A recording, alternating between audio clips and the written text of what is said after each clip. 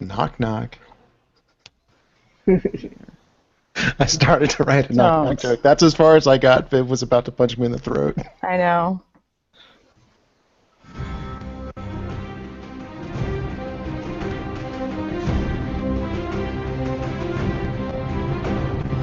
SpecFicMedia.com presents Beyond the Wall, a Game of Thrones podcast.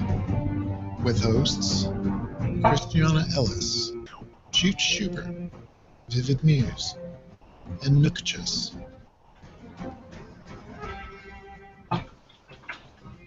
Hello, everybody. Hello. This is Chooch. You're listening to Season 6, Beyond the Wall. Tonight we're discussing Episode 5 of Game of Thrones, titled The Door. With no spoilers past the currently aired episodes, I'm Chooch. As always, I am joined by Christiana Ellis. Hello. Nutty Nuchtchas. Hello, everyone. Yes. And Vivid Muse. Hi. So we've got a couple of technical issues tonight. When don't we, it seems. Last week our broadcast stopped about 58 minutes in. The audio kept recording, but the live feed stopped, and it lost all the video. Like, it wasn't just the live broadcast. It lost everything. But so people who watch on YouTube or whatever, you can listen to the podcast, and actually you can find it again in iTunes. It was gone for a while. I've made a much easier way to find it. Go to bit.ly/BTW podcast. bit.ly/BTW podcast takes you straight to our iTunes page, the new feed. If you are listening to this and you had subscribed a while back and never had a problem, please go to that new feed and resubscribe, because things may have changed and I don't want you to have a problem, in the future. Related to that, the other technical problem is with me and Viv at home. Our air conditioner's out, so you're going to have some extra fan noise happening, and hopefully not too bad of a fanny strobe light. But I turned my overhead fan off and got this out, but it's already starting to get heated up in here. Yeah, we can totally hear that on the microphone. Oh. Can't hear the overhead fan, but we can hear the hand fan. Of course. Can't win. So, something about when you had the fan up and just the way that it made the light reflect, all of a sudden it looked like you were on a green screen and like the background behind you was, projection. Oh, cool. I'll have to look for that. It was just caught my eye. It wasn't really that big a deal. Also related to the new iTunes change, we have 2 reviews up. Yay! Yay. I'll read them real fast. We got a nice quick review from Tibby called Walking All Over the Wall. Fun discussion each week about Game of Thrones. The panel hits all the high and low points. Thank you for that. And one from Lord Marauder. Best Game of Thrones podcast out there. Ooh, thank you. Yeah. Thank you. I've been listening to the gang since they started, and I have to say that their podcast is the best. They work very hard to avoid any spoilers based on what is known from the books. However, they are not afraid to enrich some of the scenes or understanding of the story based on the content of the books. I find it adds some great depth where a TV show might need to be abridged. Subscribe to it now if you're a fan of Game of Thrones. Thanks. That's a good review. Both of those. Yeah. They both get 5 entries to our new contest to get a gift card at the end of the season. So, Thank you so much, Tibby and Marauder. Thank you. If you review, you can get 5 entries as well and win that sucker. Other news, Balticon is coming up this weekend, and this will be in the podcast feed before we leave for Balticon. If you happen to be in Baltimore this weekend, George R. R. Martin is the guest of honor at Balticon 50 at the Inner Harbor, and we're doing a panel Saturday night it's now 6 p.m., right? Mm-hmm. Yes. Yes, 6 p.m. in the Kent. In the Kent room. And so we'll be doing our live show there. It's not going to be an episode discussion because we will... We're doing that tonight. It's before the episode records, and we're doing this tonight, exactly. We're going to... I believe we're going to talk about what ifs. Mm. So... things that happen. What if Ned hadn't lost his head on that fateful day? That sort of thing. Right. And this is one that I've been waiting for us to do for a while because there's so many good possibilities in there. I think that's going to be a lot of fun, and we'll release that into the feed sometime after Balticon. Last time it was 9 months after Balticon. I promise that's not going to happen this time. Yeah, I will be checking sooner this year. Shooting for a week after or so, and hopefully just before we leave for Balticon, I will have the George R.R. Martin interview from Mysticon sent to us as an exclusive from Podcasting's Rich Siegfried to send to us and Geek Radio Daily. We'll get that in the feed, and you can hear that hour-long interview, which was a lot of fun. They did this kind of speed round at the beginning. Like, I know you get a million questions, so let's do a lightning round. Who's your favorite character? Tyrion. Is Jon dead? Okay, you can pass. Because it was a couple weeks ago. So it's just a really fun interview. You guys will just really enjoy it. Yeah. Cool. So yeah, that is our news. I thought this week, if you guys are down with it, we would jump straight to the tree, the Three-Eyed Raven. Ooh. All right. And go through that plot line. On that note, in the Q&A, Paulette says, taking a deep breath and gripping my armrests for this one. No doubt. So yeah, I thought we would open with that since that is kind of the most significant thing this year. And I don't want to end on a sad note. So Wait, the first... sorry, I just remembered, just real quick, did anyone notice that the actors' names were in a different order this time? No. Yeah, they not were. at all. I didn't go back and specifically look for all of them and compare, but they were definitely in a different order, and a bunch of the people that are not normally at the front were at the front. And what made me realize it is something Isaac Wright, the kid that plays Bran. I saw his name really early. Wow. Yeah, I specifically do not watch the opening credits. I don't want to know what zone we're going to. I don't want to know what actors are on the episode. La la la, until the screen goes from dark to me. So, what did you do? You usually watch the opening background. I watch the map, yeah. I just watch them. I don't really pay attention to the credits necessarily. I generally do watch the previously on, right? Which can certainly spoil things. Yeah. Sometimes they're like, we haven't seen that guy in forever, so Yeah. I noticed this week we did lose Vace Dothrak. Fitting, I suppose. Off the map, it wasn't on the map this week. It did. Yeah, they didn't do it this week. It's interesting because we were actually kind of there for an exit for departure. Yeah. They're leaving. Everybody's going out the door in this episode. Yeah. I'm with Chooch in the sense that I watch the map for what locations they show, but usually don't pay any attention to the names. Yeah. So this episode, when we get to the tree, does the tree itself have a specific name? Is that I know we call him the Three-Eyed Raven. I didn't know if that particular tree did have a name or not, because some people say... I don't think it does. Not that I know of or remember. So we open with a flashback with a history lesson of the tree itself. Mm-hmm. And we find how actually the tree itself and how the White Walkers were created. Wow. So the children of the forest used dragon glass to create them, which makes sense. That's why they kill them now. And because they were the enemies, they were burning the forest down, or to defeat their enemies, who were men, right? Mm-hmm. Chopping down the forest. Yeah, they were chopping down their trees and defiling all that they believed in and stuff. Mm-hmm. I didn't make the connection that it was dragon glass being pushed in, although I guess that makes sense, especially just given that we know there's the weakness to dragon glass. It's not clear where Valyrian steel comes in because those are the two known weaknesses. Right. Oh yeah.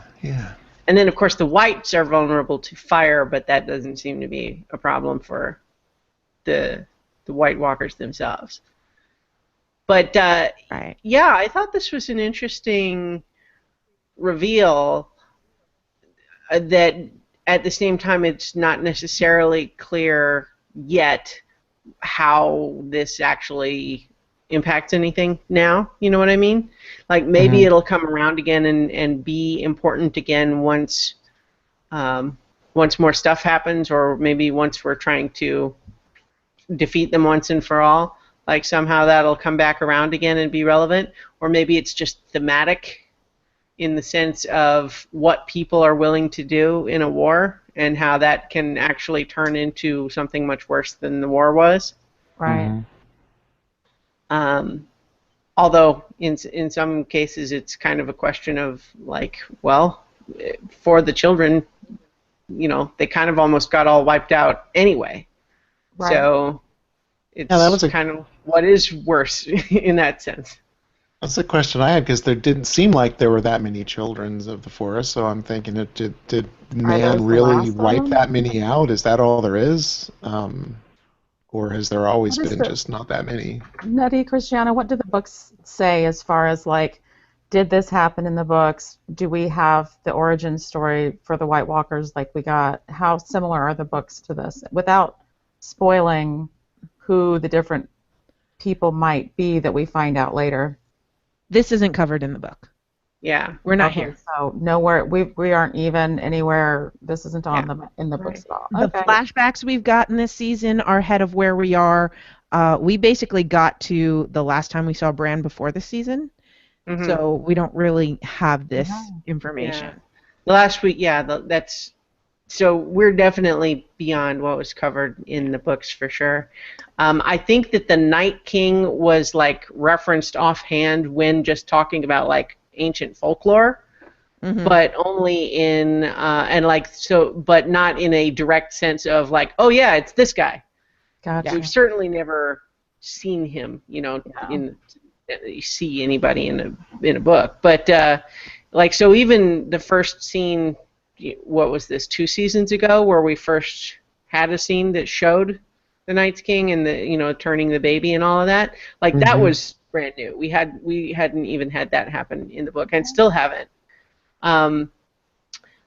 We do have a little bit more about the children, but just in terms of the specific origin of the White Walkers, or even really any clue whatsoever regarding their social structure or hierarchy, this is all new in the show.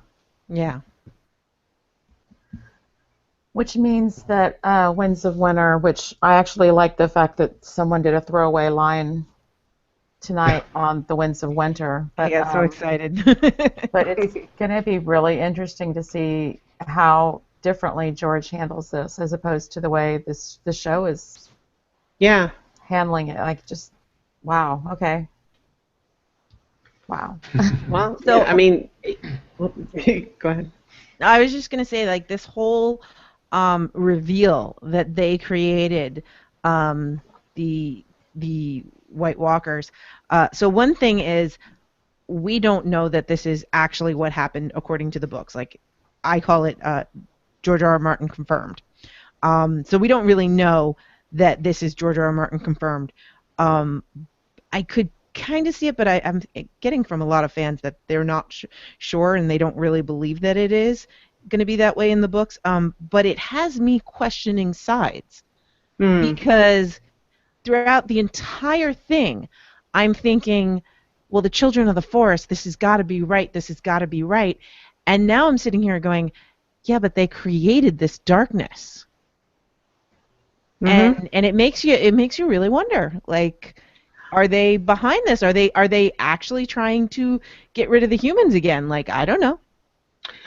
Yeah, you know, it's fascinating. It's one of the things that I like best about the broad scope of the series is this idea that we're setting up what is a pretty common trope in fantasy, which is that these ancient forces of light and darkness or good and evil are, you know, shaping up for this grand battle and everyone else is just chess pieces on that board.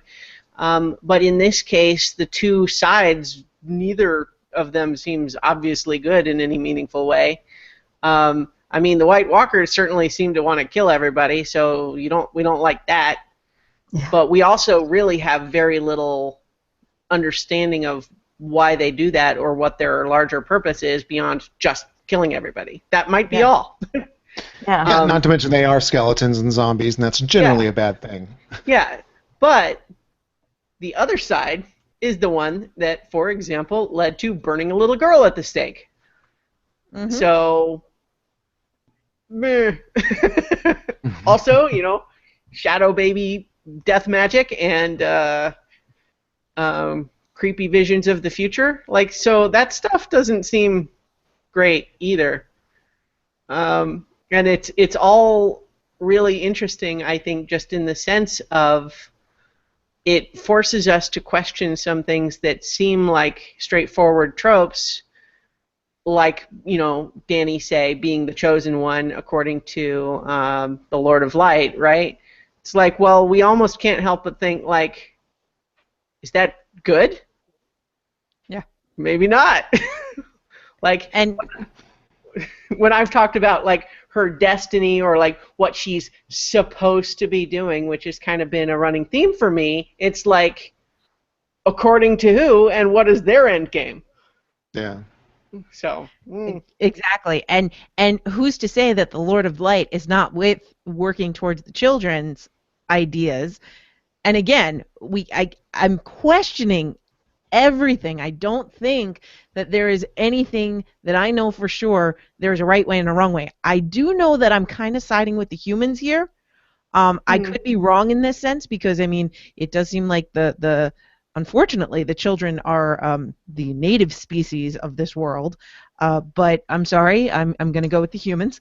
Racist. Exactly. Definitively. But it really makes me question things. And I know a lot of people were really unhappy with the idea that the children have created the White Walkers.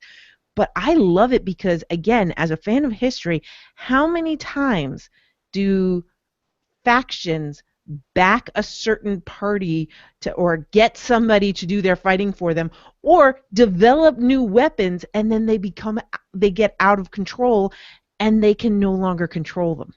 mm-hmm. Like, how often does that happen? I know Tibby left a comment on the event page. I can't actually check it without crashing Google Hangouts, but Tibby had asked, you know, how come they can't control it anymore? And I think it just might be one of those things that they started it and it got too big for them. But we also need to pay attention to the fact that they mentioned that they did it because the humans were cutting their trees and wiping them out. Mm-hmm. And cutting the trees down, it wasn't just humans coming in. It's when the Seven, the religion of the Seven, came into power. And this is from the books. I don't think they really talked too much about this in the show. But when the Seven came into power, they burned all the godswoods in the south. And the only people that were able to keep their godswoods were the Northerners. So the Seven were burning the trees. So it's like, ooh, so maybe the Seven have a lot to do with the old gods and the children. It's so much going on, and I have so many questions. Yeah. We have a couple more comments in the Q&A. We have Jennifer saying, didn't the Child of the Night explain that they were close to extinction, which kind of what Nutty was just saying. And I think, yeah, as far as we know, there aren't any more other than the ones we saw here getting not, you know, happy things happen to them. Yes. And then also she says, and whoa, those children are old. Yeah. James Durham jumps in with, skeletons and zombies generally a bad thing? Wink. That's just my personal guide. And then Paulette also says, White Walkers equals Skynet? Question mark? Yeah. Mm-hmm. Can see that. I was also just thinking of when we talk about the parallel of trying to unleash a force with the hope that it will help you and then it getting out of control. The Faith Militant is kind of what's happening there in King's Landing, too. Very true. Mm-hmm. Very true. So that might be where it ties in thematically to the broader story, just the idea of someone desperate in a war, unleashing something that they can't control. The next scene in the tree. I had one question to ask too about that ritual. Are we meant to infer from that scene that the reason the weirwood trees have the faces is because of this ritual, or do we think that they had them anyway for some other reason? Good question. No clue. Because visually it kind of made it seem like somehow the face bleeding the red sap tears was like because they did this ritual there. So they had already created another one. Mm-hmm. In the books, the way I visualized it, and it could be that this is just me, but in the books, the faces were carved into the trees in ancient days, and that's why the red sap would come out of them. And that it was this old kind of face, and it wasn't really clear like we see in the show.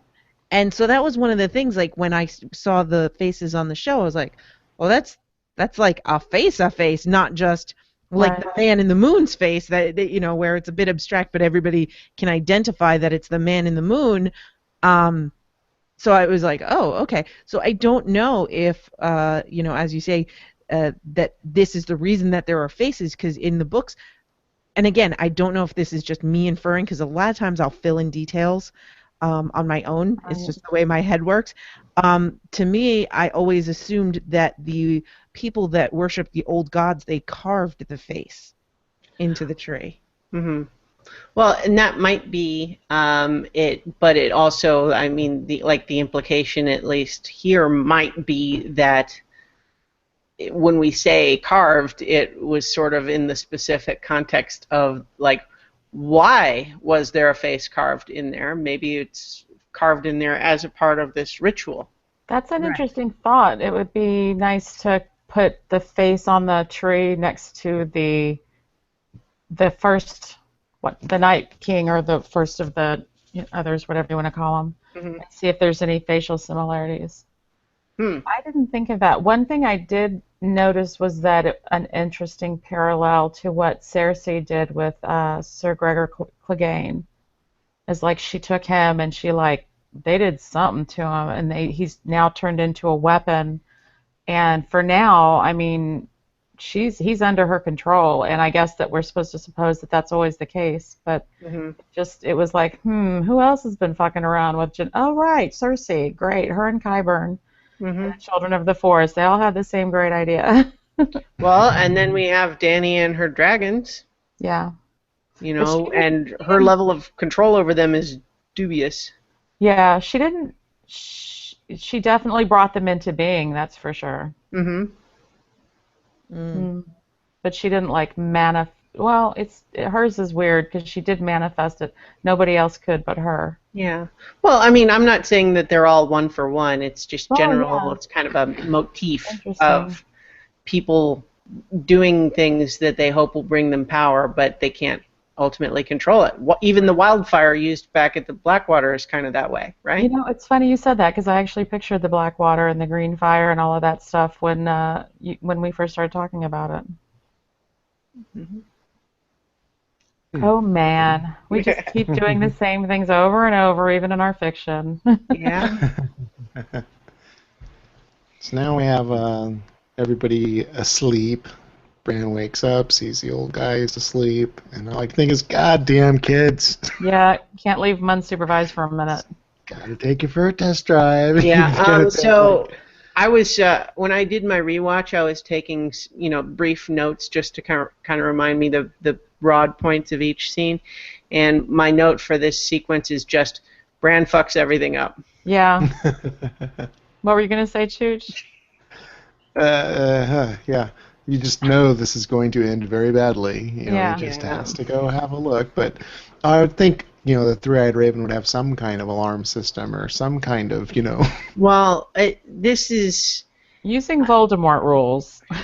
This is something that, so there were things to like about this episode for sure. But I felt like that there were also elements that felt kind of like sloppy storytelling for me. and this is part of the plot being so accelerated. And it's one thing for us to not have heard all the various rules of these sorts of green dreams, or whatever they are, these visions. It's one thing for us to not have heard all of these rules because we're not with them 24/7. But like, the implication is that the Three-Eyed Raven never warned Bran that anything like this could happen. Right. And that's kind of on him. Totally. So, like, not only, first of all, he straight up lied to him previously when Bran thought that his father heard him in the vision, and the Raven said, no, that's not true. The ink is dry, or whatever it was that he said. Which, but, as we'll talk about later, is essentially proven to be not quite true. We didn't think it was anyway, but it's proven this time. But then also just, like, by the way, be careful about going to visit the White Walkers because they can touch you, and if they touch you, then they can get in, and it will break the spell and ruin everything. So maybe don't do that. Just rule number one, don't do that, okay?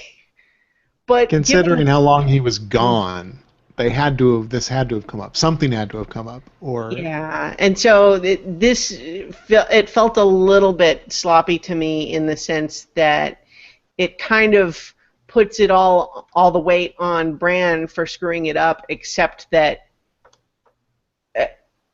it makes no sense that the Three-Eyed Raven wouldn't have warned him. Although Jennifer just chimed in with the Q&A, I think the Three-Eyed Raven knew that it would happen. Well, yeah, that's actually what I was just going to say, is that because at one point, when we get further into the scene, he specifically tells Bran, listen to your friend. And so that's when he wargs into the younger Hodor. Well, but that's after everything was already going wrong. Well, but I think I'm kind of thinking that Jennifer and I are on the same thought, which is that yes, it's horrible. No, he's not as prepared as he should be, but he triggered these things, and so the Three-Eyed Raven is just, the ink is dry kind of thing. He's got just, the thing that bugged me the most is that he stopped to do another green sightseeing, whatever it is, when they knew that the Night's King was on the way. Yeah, that also felt weird. What this implies... I'm sorry, go ahead. What this implies to me is that Bran has no control, because he goes in, and presumably, to me, if he were to go in, the first thing he would do is go back to that fucking tower, right? Right, thank you. Why would he go to some desolate wasteland in the middle of nowhere and suddenly see? So I think he was drawn that way because he was going in unguided. Yeah. And so for somehow the Night King can just take over because he's unguided, I guess. And later on, like, he didn't seem to be able to leave on his own, because why would he, when they're saying we're going to Hodor or whatever, why would he stay there? Why wouldn't he come out and then, control Hodor like he always has in the past, unless he was trapped? Yeah. He had the look of somebody that everything was happening so fast that he just couldn't even process it, let alone think of what action to take. Right. So my only quarrel with the idea that the Three-Eyed Raven knew it would happen, and this is, the Three-Eyed Raven explicitly tells him, you have to do this. Just like, am I ready to do that? No, you're not. Mm-hmm. And so it's like there's no element of it that feels like this was always the plan. Now, it's possible that, like you were just saying a minute ago, maybe this is what you were just going to say, is that it's not that he planned it as much as it was always what was going to happen. There was nothing he could do to change it. But that just makes me think, you couldn't have changed it by telling him? I think we're in agreement. I think we're saying the same thing. I don't think that was the Three-Eyed Raven's plan, but once Bran fucked shit up, as he does, that was the course. That was when the ink was dried on what was going to happen next, and he just kind of, it almost to me seemed like, why are they stopping and doing another visit somewhere? Mm-hmm. They need to be getting the fuck out of there, and what he brought him to may have been something that he absolutely had to, like, throw the baby in the swimming pool and they learn how to swim or whatever kind of a thing. Like, this is the last chance I have to tell you anything, so you have to see it all now and deal with it now. Yeah. I don't know. It was yeah, excruciating. I was just frustrated because I felt like it's one thing for us to not know all the rules, right? But it just makes no sense in a story context that Bran wouldn't have been warned about something like this if it was this dangerous. Yeah. Yeah. And, you know, it's one thing if they had shown us him being warned and then him deliberately doing it anyway. Right. But he seems genuinely shocked that this is a possible consequence. Like, he had no idea that it was, like, it's one thing for if he had gone and then tried to avoid being touched but then couldn't help it, and then he wakes up knowing how awful this is, but he is still surprised, saying, like, well, okay, maybe he touched me, but so what? They can't get in. Like, so he clearly had no idea what the possible consequences were, and that just makes no story sense why he wouldn't have been warned of some of that. I mean, it's not something I'm going to harp on forever, but it just felt like rushed storytelling. So, to me, because of those questions, it's more about it's giving me more of the well, who's on whose side, and maybe I should rethink what sides I'm rooting for. Because I kind of feel like the Three-Eyed Raven didn't warn Bran on purpose. I kind of feel like the Three-Eyed Raven knew exactly what happened to Hodor and had to make sure that it happened before Bran had to leave, and that's why they rushed into that thing. You know, one of these things where it's like he knows this has to happen, and because it's already happened in what he'd seen, and you know the ink is dry. You know, is that going to be like a fixed point or something? I don't know. So you think that it's the actual event itself of him taking him back and seeing how Hodor becomes Hodor, how Willis becomes Hodor, that is the thing that he thought was the most important thing for Bran to learn, right? I think it's that it's important and that it has to happen. So I don't know that the Three-Eyed Raven is right. I personally think that Three-Eyed Raven has an idea of how everything works, and he's probably wrong, because I'm not sure he even realizes all of the things that Bran can do. I don't think he expected that Bran could go into the tree without him. I don't think that he expected so many things to happen, and he was clearly lying to Bran when he said, no, you can't affect things. You know, he's if not lying, he was definitely trying to mislead him. Mm-hmm. But I think that he had knowledge about the whole Hodor thing, and that he knew before he and Bran broke up that Bran had to do that. And that maybe in his belief is that if it doesn't happen, it's going to be, you know, a rip in the space-time continuum or something it was like a that. fixed point or something. But I feel like he knew, and he had to get him there. I don't know that that's a good thing. I don't know that that's a bad thing. I have no idea. It's a thing, and that's how I saw it. It's a weird thing. Yeah. Mm-hmm. I mean, I was kind of avoiding jumping ahead to the next sequence, but I mean, we're kind of all talking about it, but like, it really raised. I feel like the big reveal in this episode is almost not even just how Hodor got his name specifically, although, you know, that was significant. Yeah.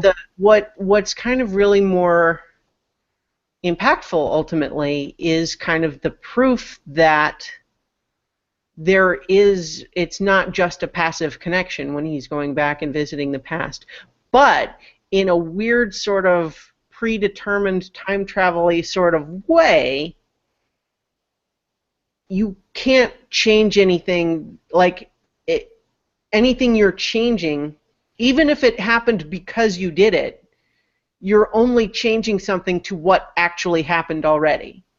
Mm-hmm. Meaning, you're basically you're reversing the cause and the effect in the way we would traditionally think about it. But so you can't actually rewrite history. All you can do, it just turns out that some elements of history need you to make them happen or make them have happened. So, for example, I mean, Hodor has always been this way as far as we always knew.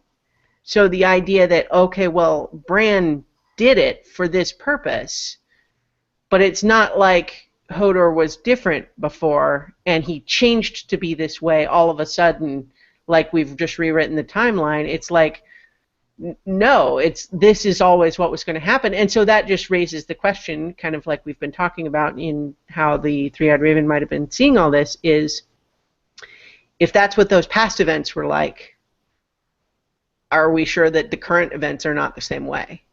So maybe that is kind of something to it too. Like, so Jennifer is saying, I think it has always had to happen like this. Conjunction, Mm-hmm. you know, it's subjective verbs there, because otherwise Hodor wouldn't be Hodor and they wouldn't have come there. But I guess that's what I'm sort of saying, is that it's not really changing the past as much as it was an open loop and now they've closed it. Like I said, the cause is coming after the effect instead of before, but you still can't change what the effect was with the cause. It's just already, because it's already set. But what that just raises an interesting question is, what other historical events only happened the way they did because Bran is going to go and influence something? Right. Ding, ding, ding, ding, ding, ding, ding. Which Or what incidentally- future scene will you have the present day self of themselves suddenly hear a voice, hear Bran saying, "No, John, go over there." Mhm. Yep. Well, At some and point in the future, who knows? Right. and I was also, this just occurred to me how serendipitous it is, because that our discussion topic for our panel is going to be what ifs. Yeah. Because it's just like a total coincidence but it's kind of, it's an interesting time to have that discussion of saying, like, well, let's imagine that some of these events happened the way they did because Bran influenced them, and so if, what would have happened otherwise? And so Jennifer says it's like maybe someone did something like this to Mad King Eris, where he used to hear the voices, burn them all, burn them all. Could have had relation to White Walkers. It's like there's all sorts of interesting wrinkles that come from this idea that Bran is able to not just view the past, but influence it, and yet only in sort of ensuring that what already happened is what happens. And it just raises the question too of predetermination and destiny and fate and all that stuff. Yep. Is the ink dry? If the ink is dry in the visions, is it still wet now? Yeah. Or are we only going through what is the past to someone in the future? Yeah. I'm sorry. I just want to say real quick about something that we talked about a minute ago, is that one of the things that I'm doing to try and have better notes for myself with the episodes is that I'm taking like pictures of like little moments that are significant. And I was just going through them, and they actually, when we enter that area where the children are gathered in that odd formation around the tree, there's already a face carved into it with like blood coming from the eyes, and that's before the ceremony where Leaf turns the human into the White Walker. So are we assuming that that was the very, very first one, or I guess that might answer the question about the trees having faces on them because of the sacrifices on them, or whatever they were, changes that were made to them. Maybe I misremembered when I was postulating that theory, because I for some, in my head, we didn't see the face until after the ceremony. But before. Okay, well, if it's definitely before, then it still might be some pre-ritual thing, because if it's not this, then we don't know what the answer is. But part of my theory was based on I thought we didn't see it until after, which was going to imply that they were connected, but maybe not. Yeah. Mm. Getting back to Christiana's thing about Bran influencing everybody, it goes with a personal theory that I have had. Many people that read the books complain about the first chapter being Bran, the prologue chapter, and they will tell people to skip that chapter, which is kind of silly because that's where they get the direwolves. But they tell them to skip that chapter, and it's all about, you know, you got to swing the axe when you execute someone and all this very important things. But they tell people to skip that chapter and that they can go back and read it later if they want to, and that, yeah, the Bran chapters are really, really boring.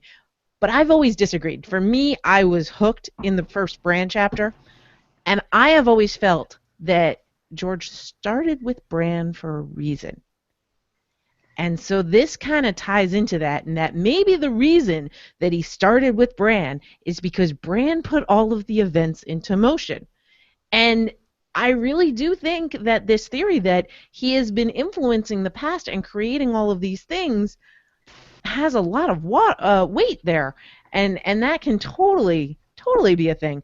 There's another theory that's out there that all of the Brans are the same Bran. Let's be careful with possible spoilers.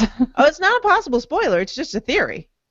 I think that's personally. Where's my Shane bell? I got a bell that looks like the one that the episode has. That it's like I thought every time we start to tiptoe near something that we might come back to, that we could just ring the Shane bell and just agree to not talk about it. I tend to agree with Nutty in this case, though, that this theory I don't think is a spoiler because it seems like a real stretch to me. Yeah, it's like a real stretch. But the one thing that this theory has that I think is neat, no, it just points out that Bran the Builder, or I think this is what it says, is that Bran the Builder is the first Stark. So it's kind of neat. And it goes to the whole first chapter is Bran. Bran might be influencing that sort of thing. You know, it's interesting you bring up the idea of telling people, people saying, oh, don't read the prologue, or oh, I always skip prologues, or just don't read chapter 1. That makes no sense to me ever. I just sort of feel like if I'm going to read a book, I'm going to read it from the beginning. I'm going to assume that if there's a prologue there, it's there because the author felt like it needed to be there. And if I don't trust the author that it's worth having the prologue there, then why am I even reading the book? Yeah. Thank you. It has always been mind-boggling to me. Like, it's one thing to tell an author, more often than not, the prologue you think you need, you don't actually need. It's one thing as a piece of writing advice, but the idea that there is a book in your hand and you're going to deliberately skip the prologue, that's just seems dumb to me personally. But whatever. I agree with you. And when the Night King did the thing where he touched his arm and was able then to get into the caves in the tree, I think I said something to Chooch along the lines of, what kind of Scooby shit was that? Sorry, that was an accident.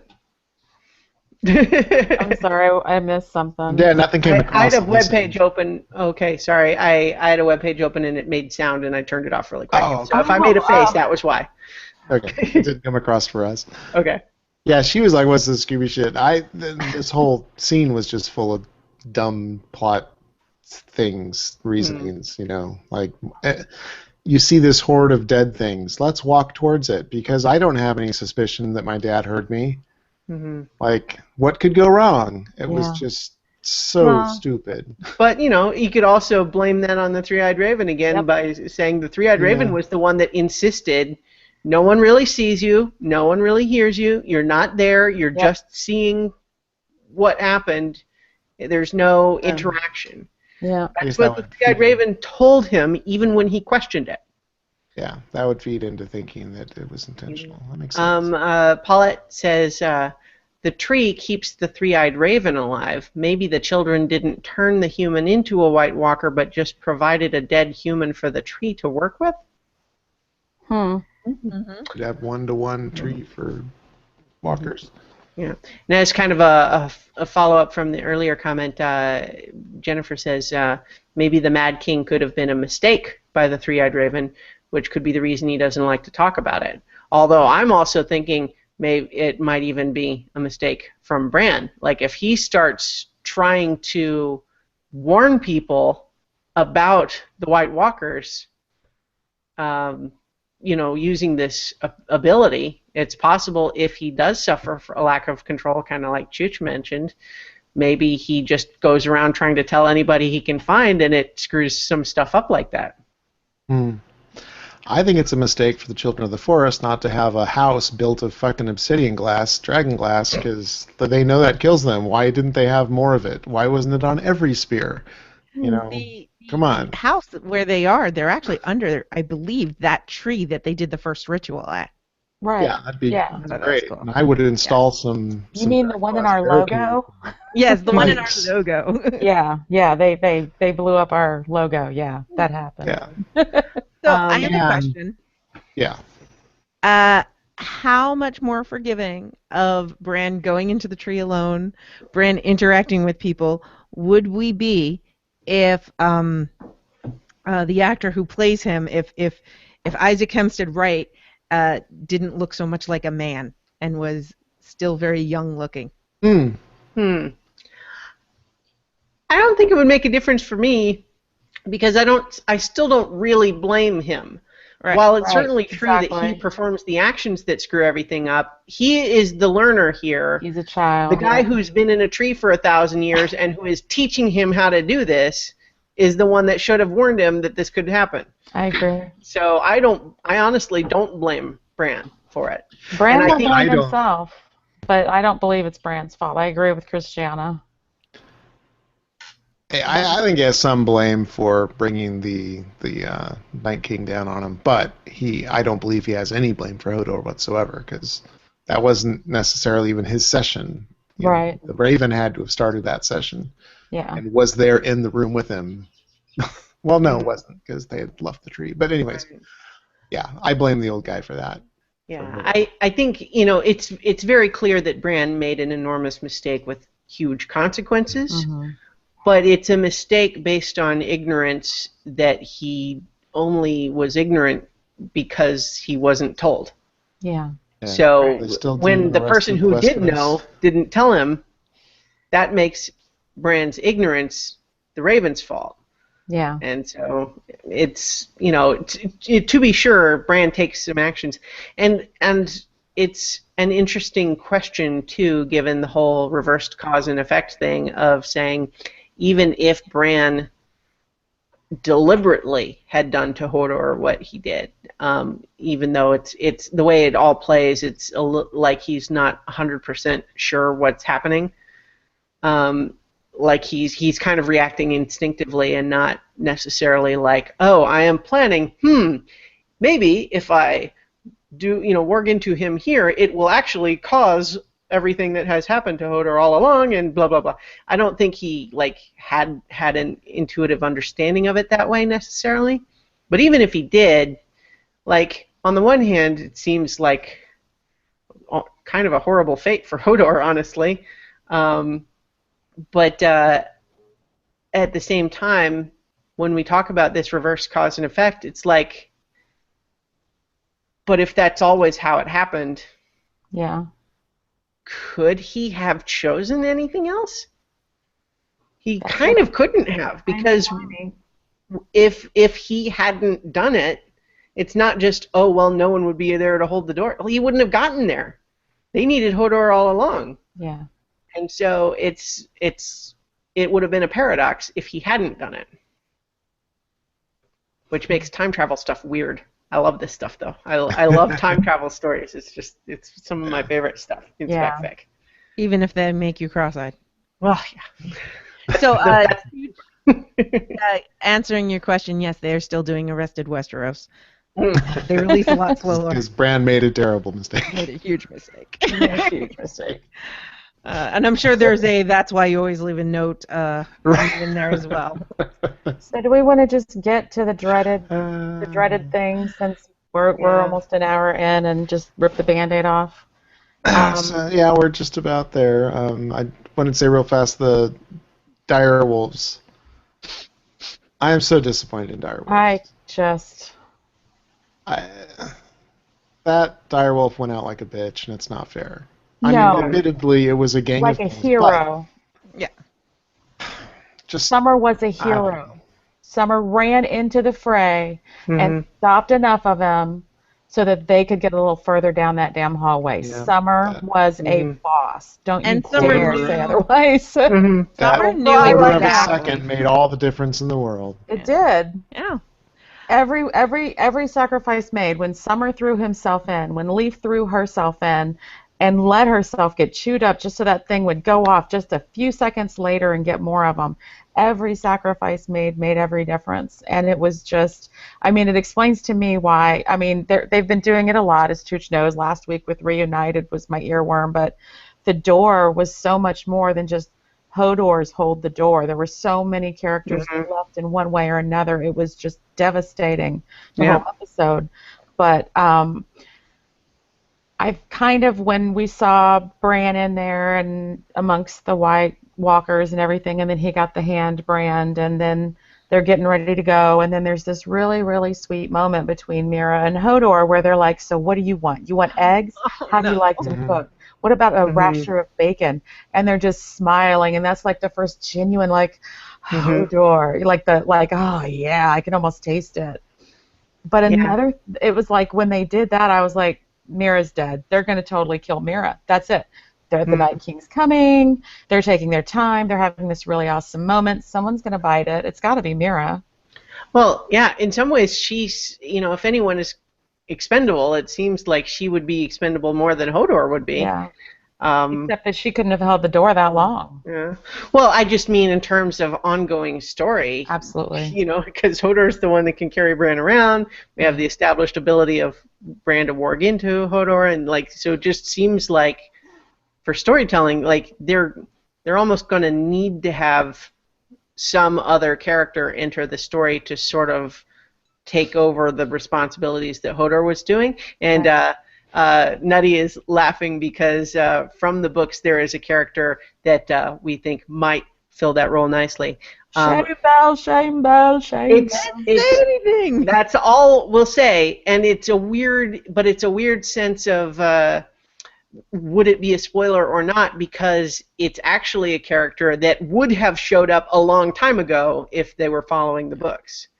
Which is what I like about the shame bell itself, because it just means, okay, we're not talking about why this might be a spoiler, why it's not. So, we're just anyway, okay. But the point is that I agree with you. I would have guessed if one character was going to die, I would have guessed Mira before Hodor. Yeah.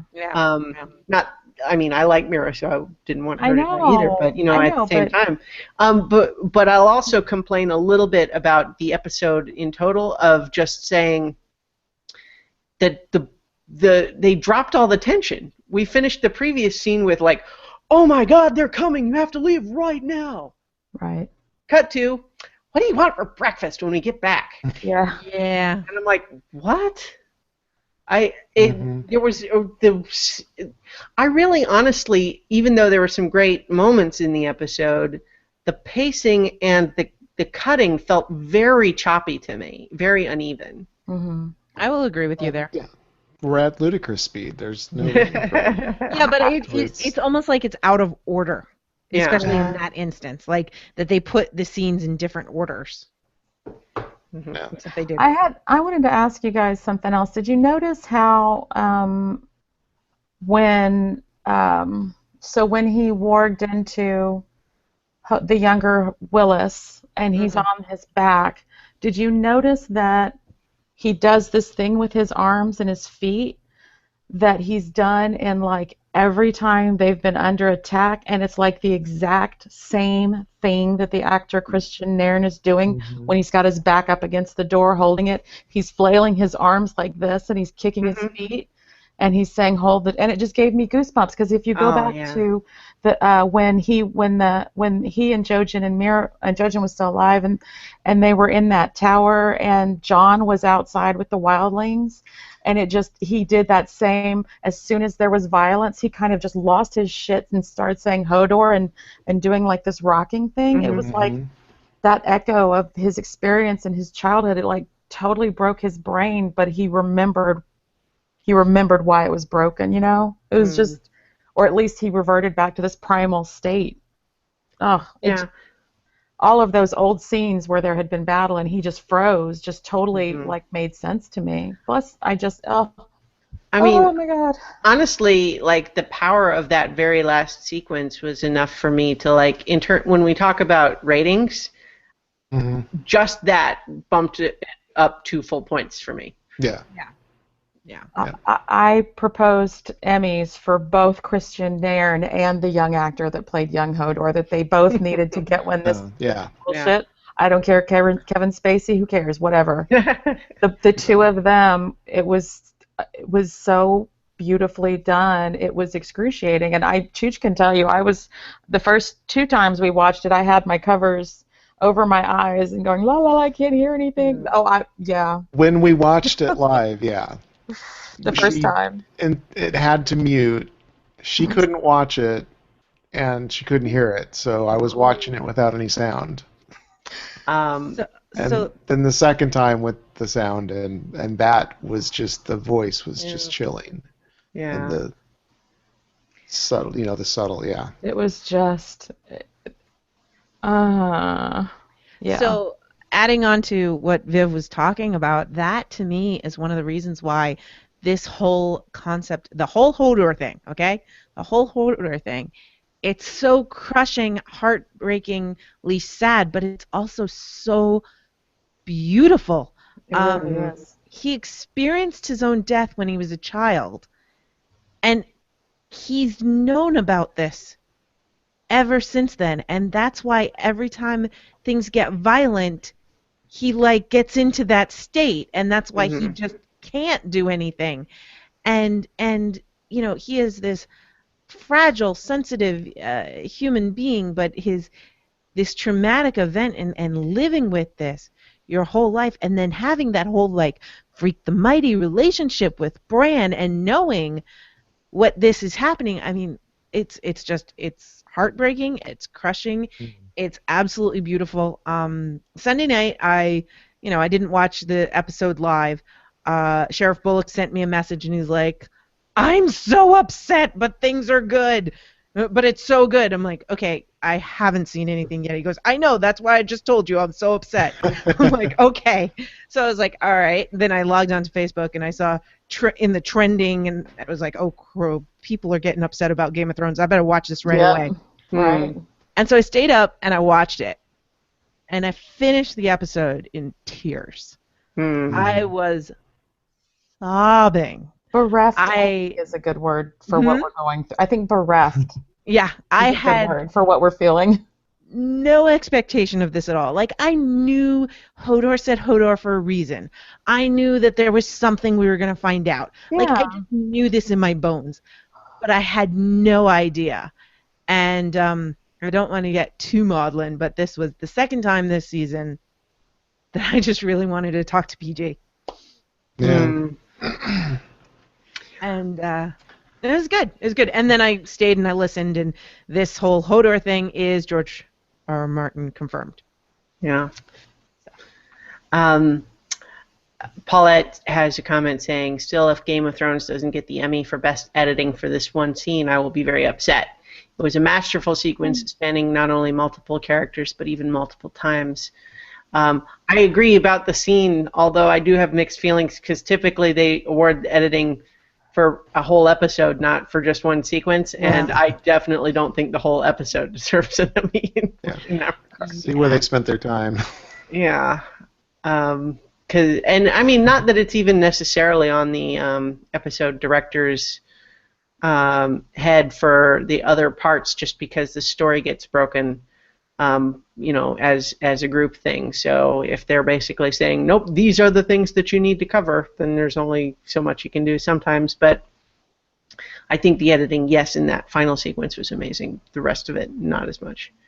And in particular, just the one that I mentioned where we cut away from Bran and Mira and the Raven with, oh my God, they're coming, you have to leave.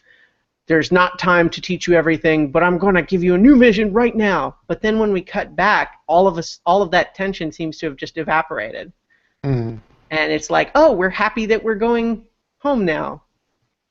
And even though it builds up again, it just felt like this real drop in the tension for no reason that I could tell.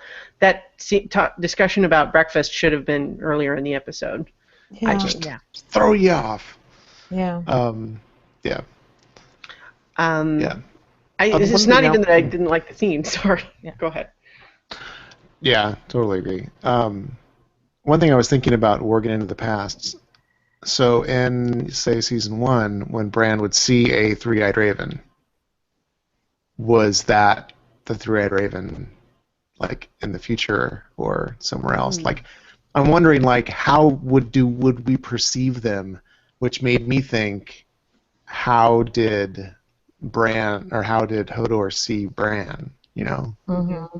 was he another creature, or did he look like Bran? I don't know.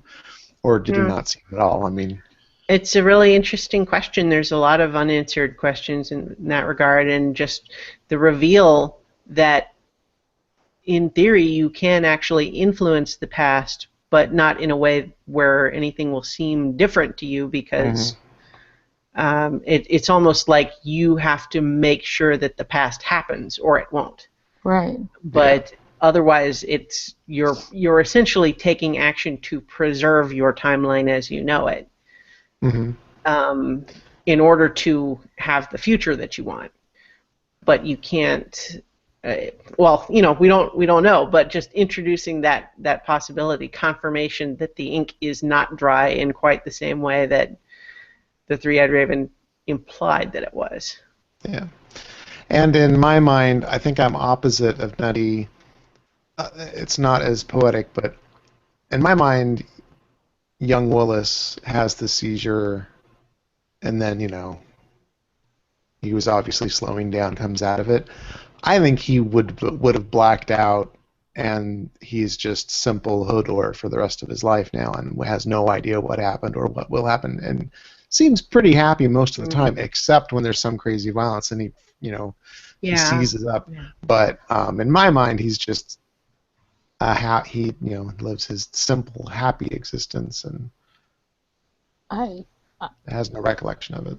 I really hope that's true, but as he is, I think, quite skilled at doing, Christian Nairn, I think it was in episode 4, where Bran first sees Willis young and talking about he knows how to take down Benjen, his tells when he's about to attack. And when he comes out of it, he looked at him and he said, I saw you as a boy. You used to talk. What happened?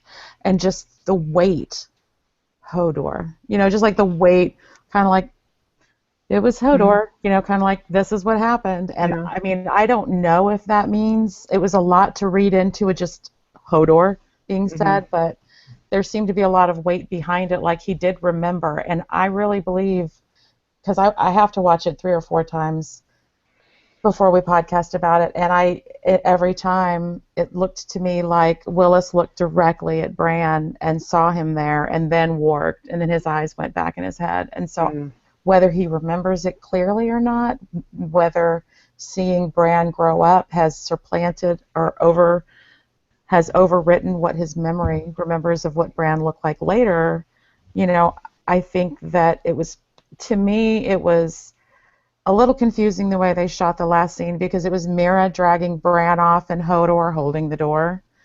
And they kept showing, like, I went back through my pictures and there were like 3 pictures of just white out snow. And then I realized that it was Hodor seeing that Mira and Bran were out of sight. He saw that he held the door. Yeah. He held, for the rest of his life, he held the door, and it gave them time to escape. And so, on some level, I hope that he doesn't remember that at all from his childhood. But on the other hand, I hope that he realizes the weight of what his sacrifice really was, you know? It's hard to know, but kind of like Chooch, I had interpreted it not that he remembered, like he knew all along he was going to have to do this, as much as I feel like, or at least the way I interpreted it, was that the seizure essentially just makes him into the person that he's going to need to be in order to do that when the time comes. And that includes, specifically, avoiding fighting so that he doesn't get himself hurt or killed in a way that will prevent him from being able to do what he needs, get where he needs to go, so to speak. But yeah, so at least my take on it is that if there's a sadness or a weight there, and there might be, it might just be in the sense of realizing that he had lost something without necessarily understanding why or how or even what exactly. But he does seem to be aware that he's not like other people anymore, and maybe he even remembers that he used to be. And he certainly seems to understand when people speak to him just fine. And so it may even be that, to some degree, he's, I don't want to say trapped exactly, but it may just be like he's still more or less coherent inside and just can't say any other words.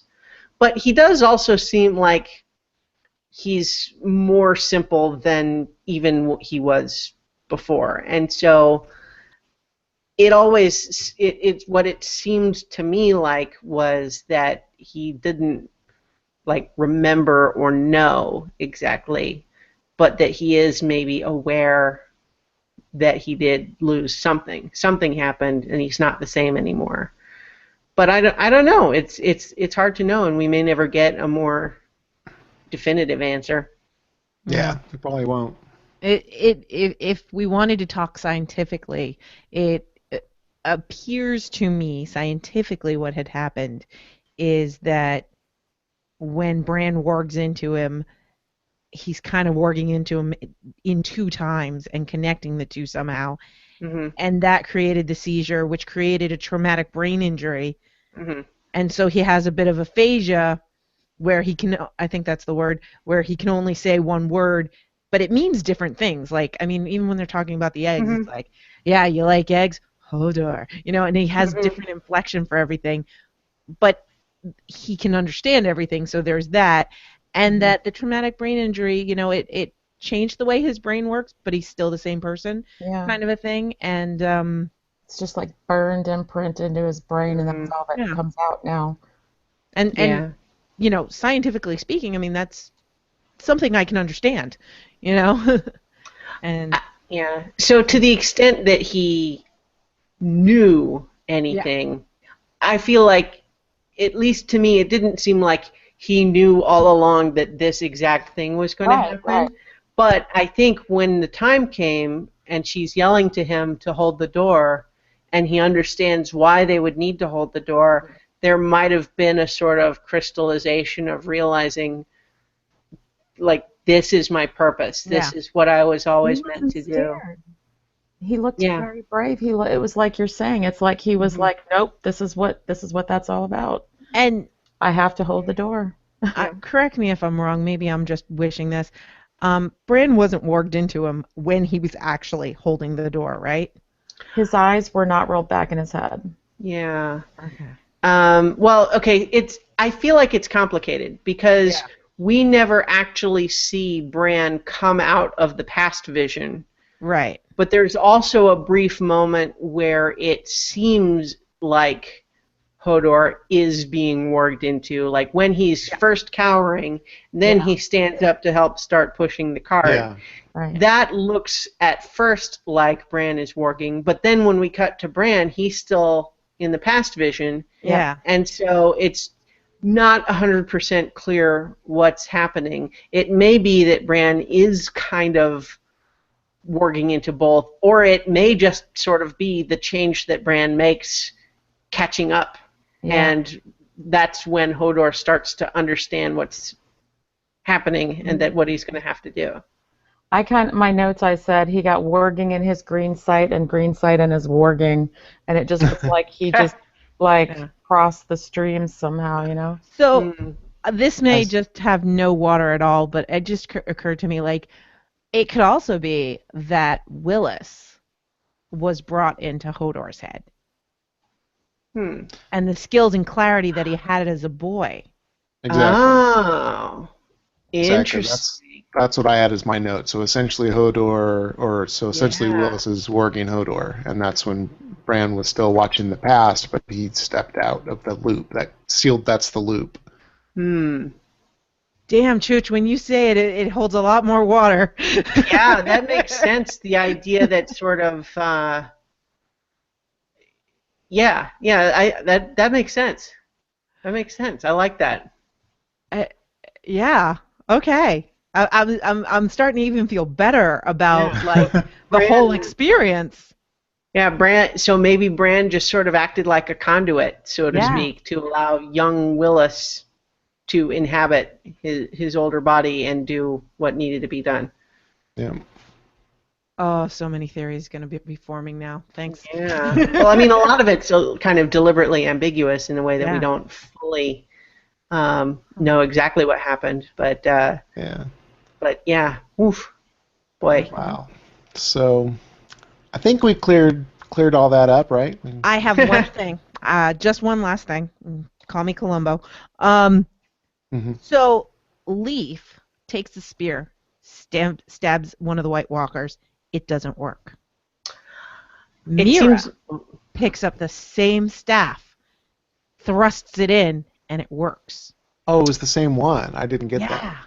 I assumed one had dragon glass and one didn't. See, I thought that I mean, you may be onto something, but at least on my viewing of it, I thought that what was being communicated is that Leaf stabbed and it didn't penetrate the armor that it was wearing. Okay. It stabbed him like in the chest, but then Mira threw it and it hit him like in the neck. And That could did be. it. That could be. that's like I said, I wasn't watching it that carefully to be sure that that's what was happening, but as it was progressing, that was my take. Yeah. Because it's certainly true in the books, and they established this, that the dragon glass weapons are not a cure-all because they're very brittle, and if you try to use them on like plate armor, it will just shatter them. Yeah. So That's why the Valyrian steel is the way to go there. Exactly. But it's interesting to think about that just one little thing, but it Yeah. could just Yeah. be the physics of where they were stabbing, or it could maybe mean something more. I don't know. Well, it could. I mean, there might be something to that. Since we learned in this case that they were created by the children, you could argue that would that mean that the weapons don't work the same way when wielded by the children? I also wonder if, because they were created by the children, maybe the children need humans to kill them for them because they can't kill their own creations. I'll be honest, when I saw that it looked like a dragon glass, whatever that shard was going in, I just assumed, well, I guess dragon glass isn't going to work on the Night's King or any of his, because there's always got like a certain group of them around him. So I don't know if maybe the dragon glass that Leaf had didn't kill him, but the Valyrian steel that Mira might have had did kill him because he's like of a higher order of. I don't know. I don't know. It's going to be interesting to see how it plays out for sure. Yeah, I saw Tibby in part of the feedback had mentioned a theory that I don't know that it's necessarily spoilery, but it doesn't hold water for me. Because, Sam used the spear, and he's presumably not super special other than he's awesome. Mm-hmm. He's just a regular man from the South, Yeah. Yeah, I don't think there's been any implication that certain people are able to use the weapons in way I think. Yeah, but but at least in this sequence, it might be interesting to rewatch that sequence just with this in mind specifically. But I thought that it was really just that she was unable to penetrate the armor. But at the same time, if that's really all they were trying to show, they kind of made a sort of significant shot of it. Of like, why bother showing her try and fail? Yeah. It seems like a significant, like they wanted it to be significant in some way, and if all that it was is like, oh, she tried it on the armor and it didn't work. I don't know. I can't tell. I really, truly can't tell from the pictures that I took. Because it was such a close-up battle in such a dark blue place. Well, let's rewind back to the beginning of the episode. 9:22. So Sansa receives a letter from Baelish. It has that birdie emblem on there. And so, where's Molestown? Unfortunately, I don't have any of the audio drops, obviously. I would have done a few earlier. But so she goes to see Baelish, bringing Brienne along, of course. For a moment, it looks like she might have gone alone, but we know she's not quite that stupid. And wondering, how is this going to go? And clearly, she was not going to let him off easy. And I loved how she kept pressing him, and even though he was so clearly uncomfortable, kept pressing and kept pressing. And I think like one of the real core things of the scene is when she says, if you didn't know, you're an idiot, and if you knew, you're a monster. You're my enemy. Yeah. She says you're my enemy, which is even worse. Right. I love Sansa in this entire thing. Like, I am so happy, and I think this is one of those scenes that they're talking about when they say it's the season of women, because she really owned her power here. I love that she didn't make him hear it. She made him say what he did. She made him, she put all of the uncomfortableness on him. She did not let him hide behind politeness and courtesy. And that, to me, was just so outstanding. Yeah. To me, it was pure Catelyn. It just reminded me so much of Cat and the fire that came out in her, that fiery redhead stuff that we saw come out of Cat when Ned was in trouble. Yeah. And so he almost, in hindsight, by teaching her as much as he did about the way he operates, he ultimately, it's backfiring a little bit here because she is totally onto him. It's like she is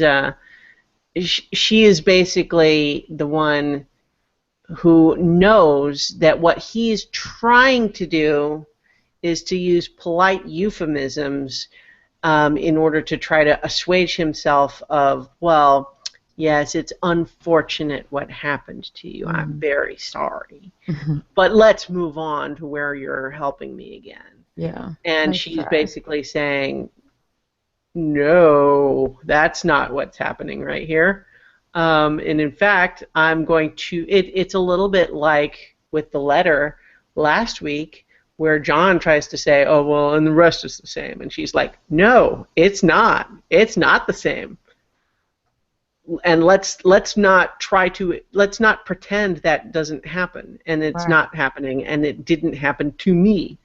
And so by forcing him to say it and getting really specific, it's basically, she knows that he did know. You know what I mean? Like, maybe he's telling the truth when he says he underestimated a stranger, but even that is like, okay, maybe he didn't realize quite how bad it would be, but it does sound like he was not, he was maybe not even not concerned, but that part of the plan was to then use his mistreatment of her as a way to lobby others to retake Winterfell. At which point he's thinking, I get to be the one who comes in and saves the day. And so the fact that she actually got out before he could do something about it is a little bit like, oh, well, shoot, I wanted to be the one to go in there and save her from that. But now, not only did she get out without me, but she is onto me and what I did. And but it's interesting because it gets really complex as we talk more about Sansa's later scenes. Because on the one hand, yes, I believe that he did know, and it was probably, whether or not he had a full understanding of how bad Ramsay was. Because let's be honest too, even if someone has a reputation that Peter knows about, Ramsay's kind of a breed apart. You know what I mean? It's like, it's one thing to think that, oh yeah, he's rough, he does bad things to people, and he'll mistreat her. It's another thing entirely to fully grasp how much of a monster he is.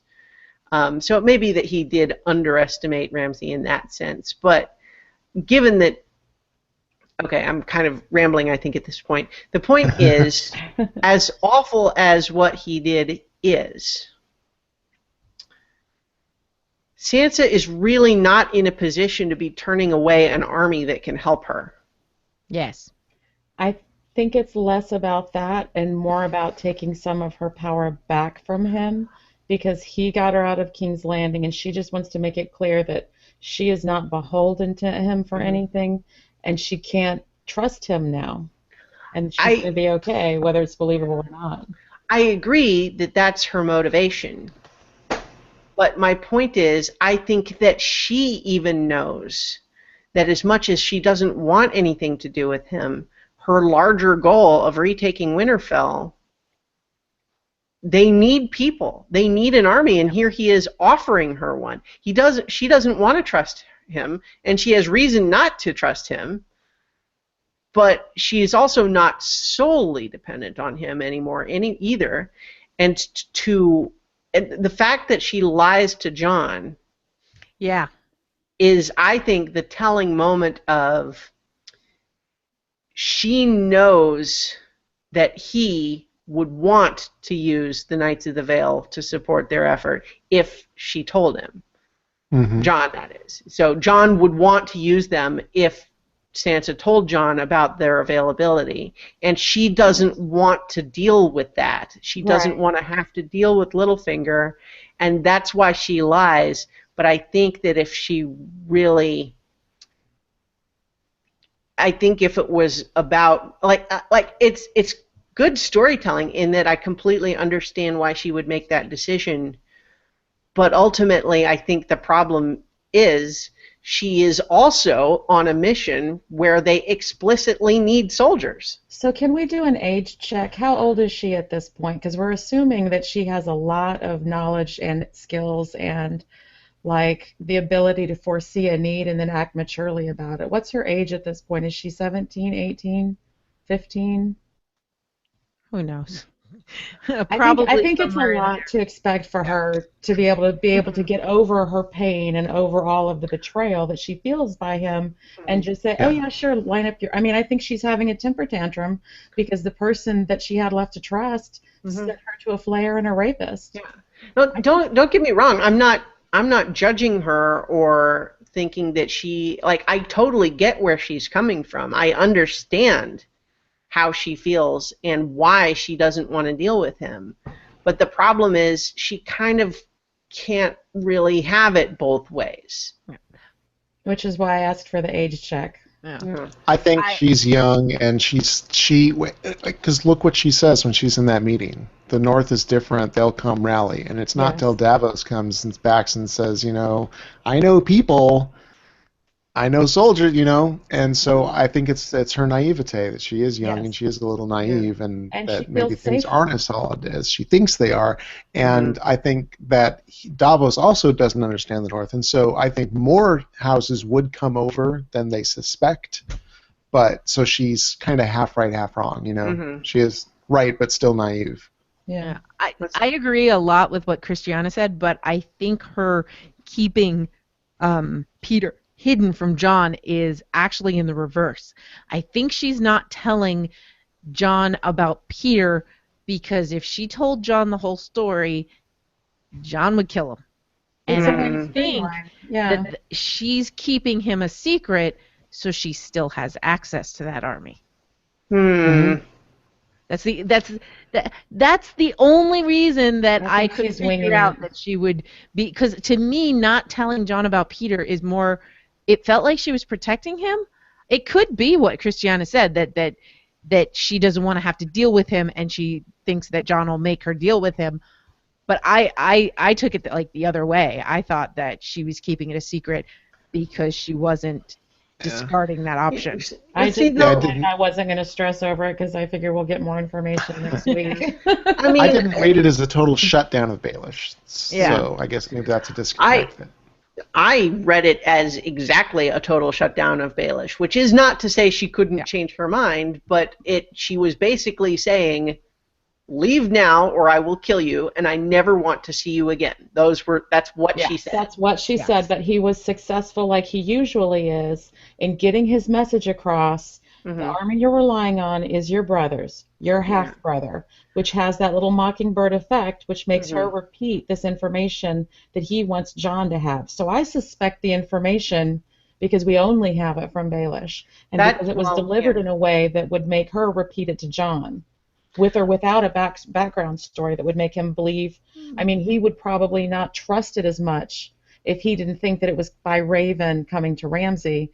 If it was just some guy that let Sansa go off and get ripped and flayed by Ramsay, he might have a second, he might give pause to just agreeing that there's actually an army at Riverrun. Right. Well, so I want to come back to that in a moment, but just in terms of why she lies to John, it's possible, and we may get more information, but to my mind, it can't be about protecting Baelish or wanting to hold on to that because she thinks John, because she doesn't have to tell John everything. She could say, hey, guess what? Littlefinger told me that he's got the Knights of the Vale and they can come help us.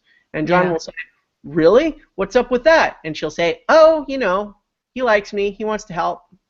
She doesn't have to tell him everything. Yeah. So I think that if I can't, the only thing that makes any sense to me, and again, I may be proven wrong, but the only thing that makes sense to me is simply that she hates Littlefinger so much, and for good reason, that she does not want to risk any chance of having to ever deal with him again, even though what he has to offer now is something that she and John actually do really need.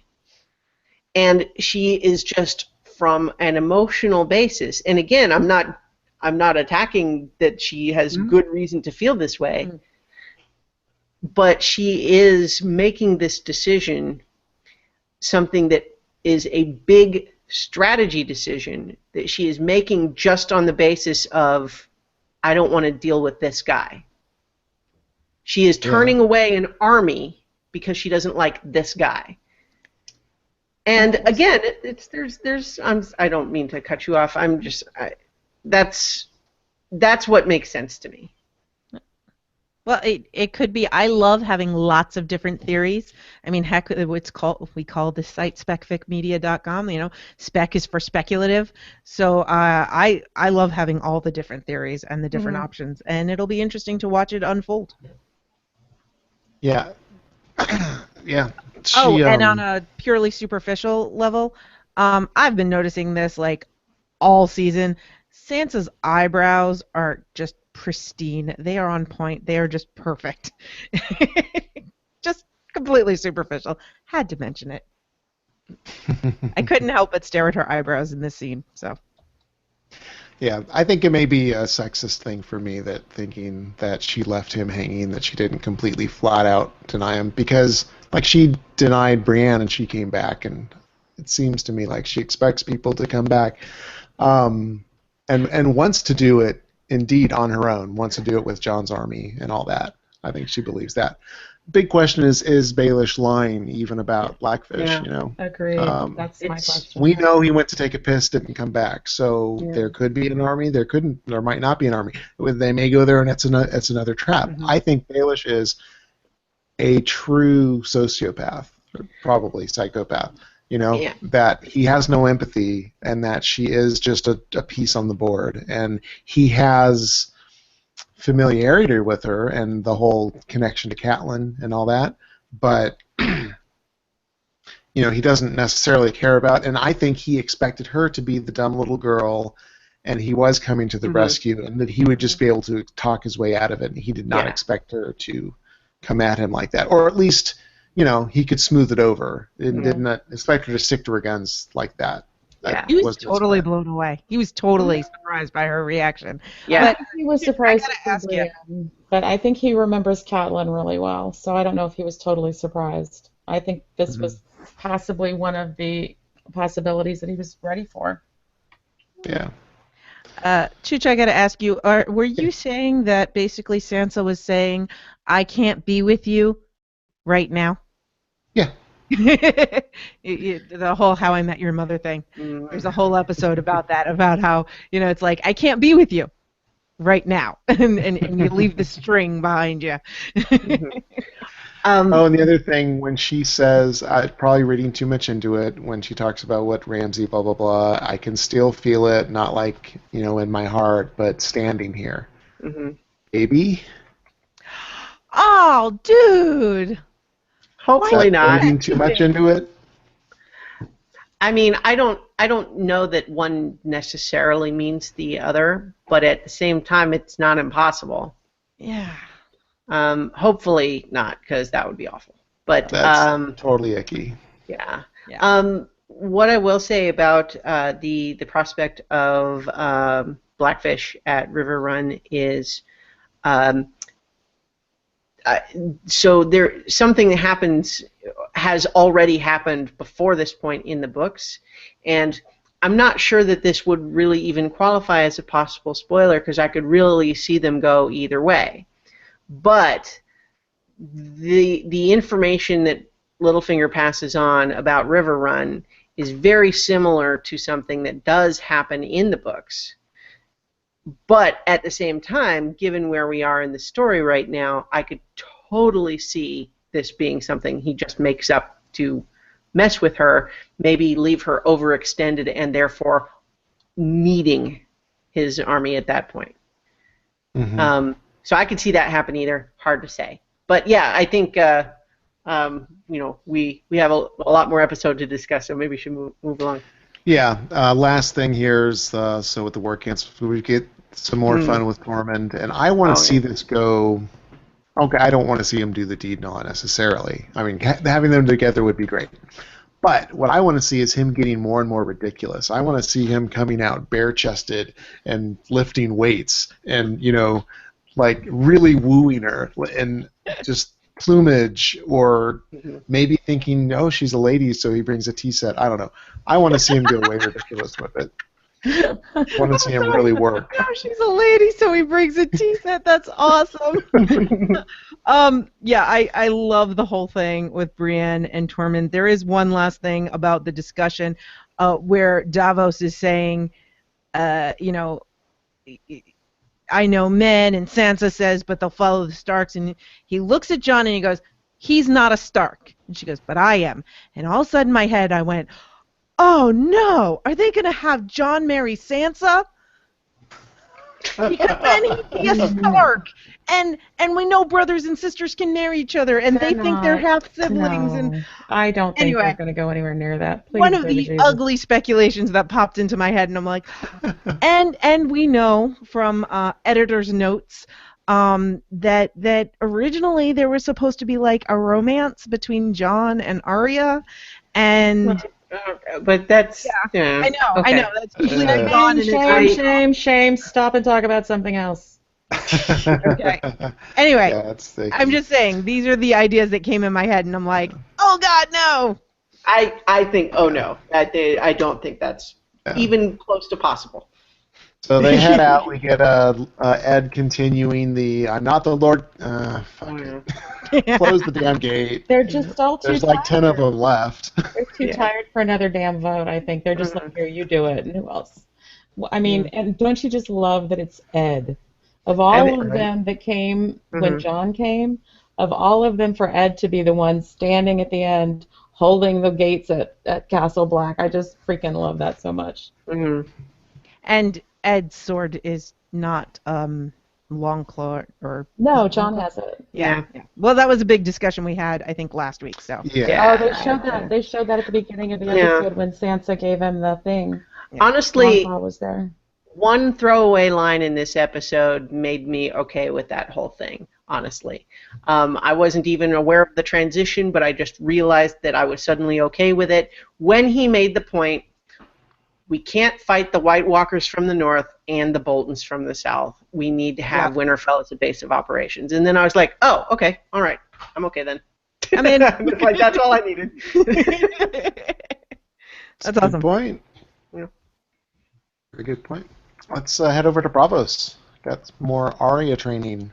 Mm-hmm. She's clearly getting much better at staff combat, but clearly a long way to go. Great scene, great choreography here. I love it. Yeah. I love the fight. I want to just go on record, though, as complaining that apparently the whole big deal they made at the end of whatever that other episode was about, like, oh, if a girl is truly no one, then drinking the water will have no effect, and then she drank it, and it's like, apparently it really just did nothing, because she doesn't seem any different at all. Yeah. In fact, she seems more like Arya now than she did in that previous episode. I agree with that. I'm not disappointed. I don't want her to not be Arya. But. And sister. No, I agree. I think that she did good in the battle because when the waif was walking away from her, she hopped up like a freaking ninja and kept fighting. Yeah, So, although that's also when the waif said, "Oh, okay, that's how it is. Let me just beat the crap out of you without even using my stick." Yeah, but I'm agreeing with you that we're seeing Arya's fire again, and 100%. And later, well, I guess I don't know if we're going to talk about it now, but the next thing is with her and Jack and Hagar, and where they have like that test, and he tells that Lady Crane is the next target. And how much did you guys love and hate that freaking play that Arya went to watch? Well, let's talk about that in a second. I think we may have mixed, because I loved it. What's that? Just said sorry. Oh, the combat. I was thinking about the waif, and thinking that this is actually like Jaqen and another person, or possibly a whole group of people. And it's like good cop, bad cop, so that the waif is just, a face that somebody wears, and it's not necessarily always the same person, and it could be sometimes the person we think of as Jaqen or whatever. But so much of it seems to be where, like Christiana said a few episodes back, how it doesn't seem to be that you truly are nobody, but that just you can convince other people that you really are. So I don't know. Yeah, I don't know that it would be as important to have the concept of it being a group of people, Maybe it would be an interesting thing, but yeah, I think we'll waste their time on it. Sorry. I'm torn with the whole idea of the faceless men, because on the one hand, he seems really straightforward about this being an absolute 100% part of their whole philosophy, that is just, that's how it works. And in fact, the idea that like these masks, like the magic that they represent, really, like if you aren't no one inside, they'll just drive you crazy. And you can only swap around them if you really don't have a central identity that would be disrupted. Wait, like Echo? Yeah. But the idea too, like at the same time, I'm frustrated that they made such a big deal of the drinking the water when it doesn't seem to have had any effect. That's annoying. But at the same time, again, like I don't want Arya to become no one. I want her to be Arya inside. I want her to become a badass fighter and then leave and still be Arya, only now as a badass fighter. Well, the drinking the water gave her sight back, right? It did, but he took it from the well that's supposed to kill people when they come to kill themselves. I thought that was just her leap of faith. That It was, but like the implication is that somehow there's a magic where it's only if she is truly no one will it give her her sight back instead of killing her. Yeah, and that's like where I think she's more of Arya now, because she clearly didn't die, so she passed the test. So she can be herself, essentially, as long as she's able to hide it.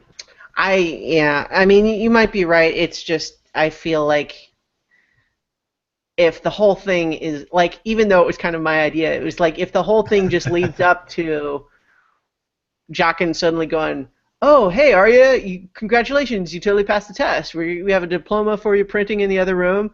My name is actually Jerry Stevens, and, you know, it's just, you figured out our whole trick is that we're just pretending. Like, I don't know if I would be happy with that outcome, you know? Very true. Because honestly, I had always kind of assumed that she was ultimately, in order to escape this place, going to have to fight her way out. Mm-hmm. But I don't know for sure, because it seems like they're kind of trying to have it both ways a little bit. But this episode definitely has Arya more like herself, which I hope continues. Totally. What did you hate about the play, Viv? Sorry, before you go to the play, just when she's talking to Jaqen, there's the whole thing about that the people that founded the House of the Undying, they were slaves. They were essentially no one, so they truly became no one. They became ninjas, you know? Ninjas were assassins that nobody could see, and it wasn't so much that they were super stealthy or sneaky. It's that, you know, the concept was, it was, you know, the maids, it was the unseen people that were killing people. When you think about the ninjas and how things are actually done, they weren't wearing black pajamas, they were wearing servants' clothes. So these people were marginalized in their life, and then that became their order. And I just thought that was really poetic. Mm-hmm. And yeah, so let's move on to the play. Interesting. I don't have a lot to say about the play necessarily. I thought it was amusing, but went on for too long. Like, I honestly thought that it could have,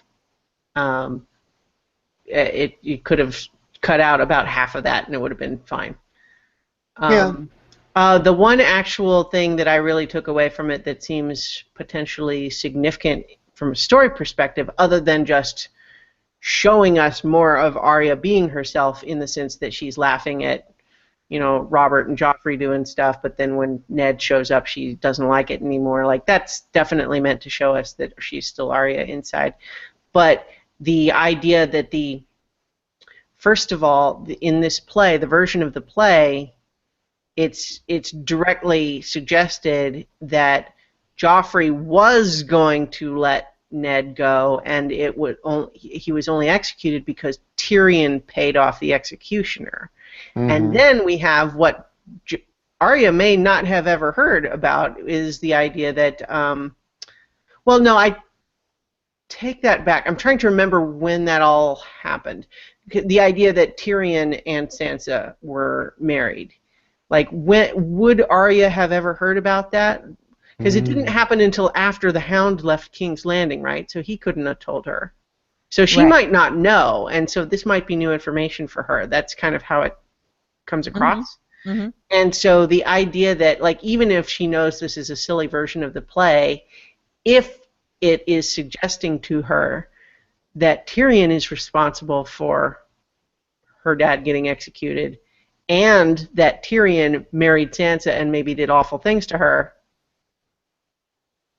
might Arya be adding Tyrion to the list in an unjustified... Yeah. Like, we know that it's not true, but how would Arya know that it's not true? Right. I kind of see her storyline turning into like Chekhov's gun. They're turning into a super assassin. Mm-hmm. And she's on the mantle, and she's going to go off at some point, and who's she going to be pointed at? Yep. You know, it's got to be a super high-value conflict target. Not necessarily politically valuable, but definitely, you know, emotionally valuable.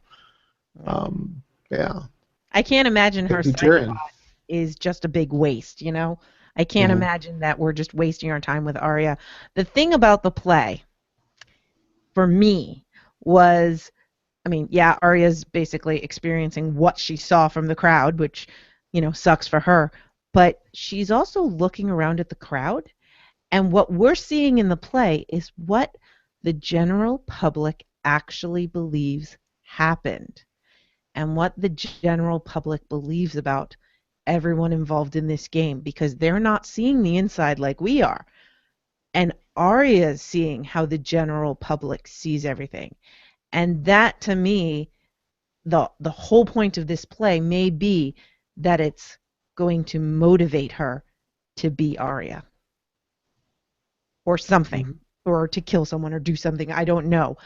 But it seems like it's a lot more than just, oh, this is a really funny thing and let's reference Shakespeare. Is Viv back? No, She'll probably say something when she gets back. Okay. But I agree that it all seems very because first of all the idea that he's sending her to kill this actress that's in this play seems directly connected to the way of saying, oh, you're losing because you're still Arya, you're still Lady Stark. And so it's weird, first of all, because he's making it a big deal of like, oh, we don't get to pick, you know, a price has been paid. But yet it's like, oh, well, is it just a coincidence that it's this play? Because he seems like, you know, that may not be anything. It might just be a coincidence, because Arya does certainly suspect that the younger, jealous actress might be the one who would be willing to do this. So there might not be anything more to that other than Jaqen deciding, yes, that is the one that we should give to Arya for this reason, but without it there being any more to the selection. Like it's not a setup or anything. Right. But it is just an interesting ongoing question of, you know, what is this going to mean?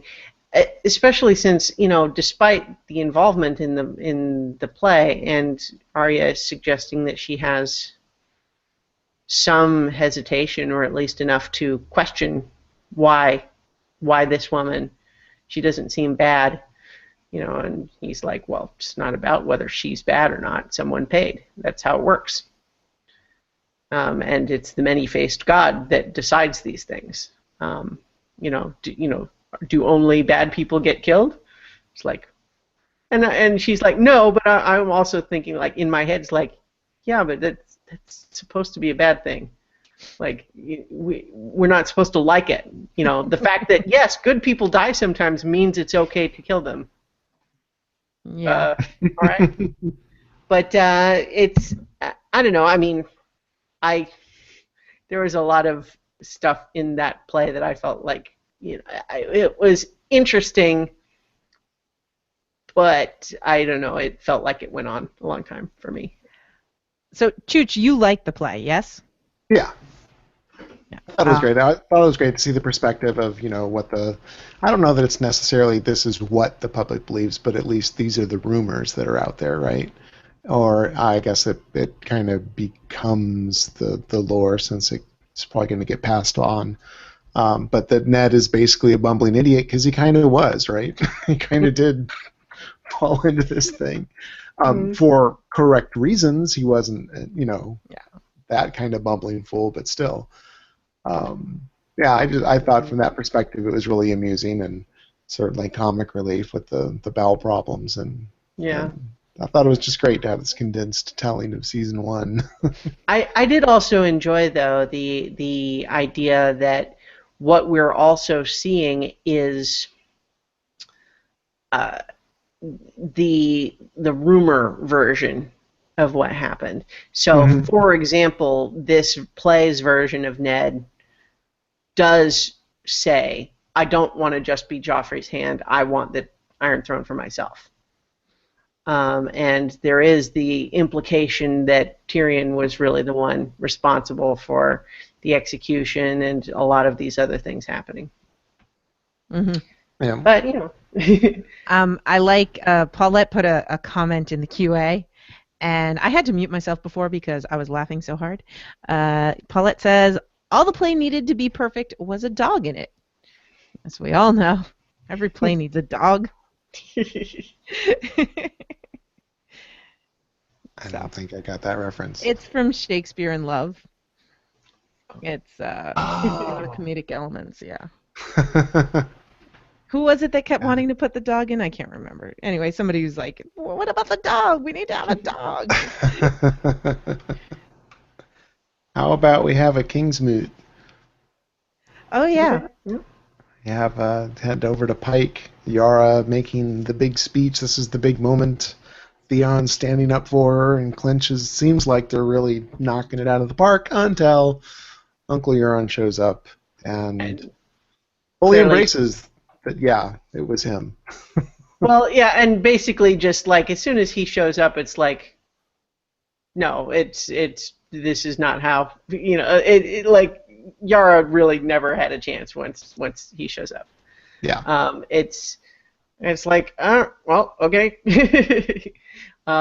He just so clearly has a better argument in his favor than Yara does. I mean, we think Yara is great, but honestly, for those people, Euron is, of course, who they would pick.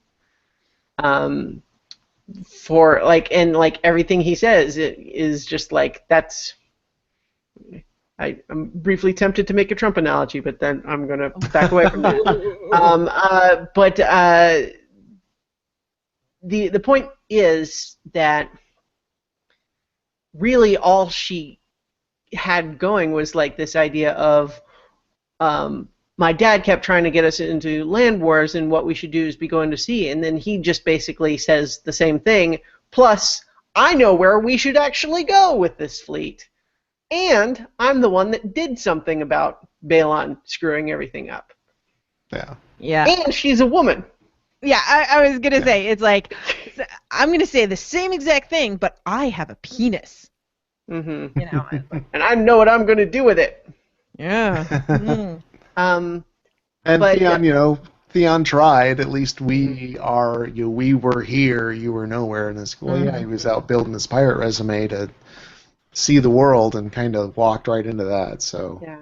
Wow. It does seem clear at this point that they're, you know, when we compare to the book's version of the Kingsmoot, Euron is obviously intended to fill both the roles of Euron and Victarion from the books. So they're two separate characters in the books, but they're combining the two things that they do.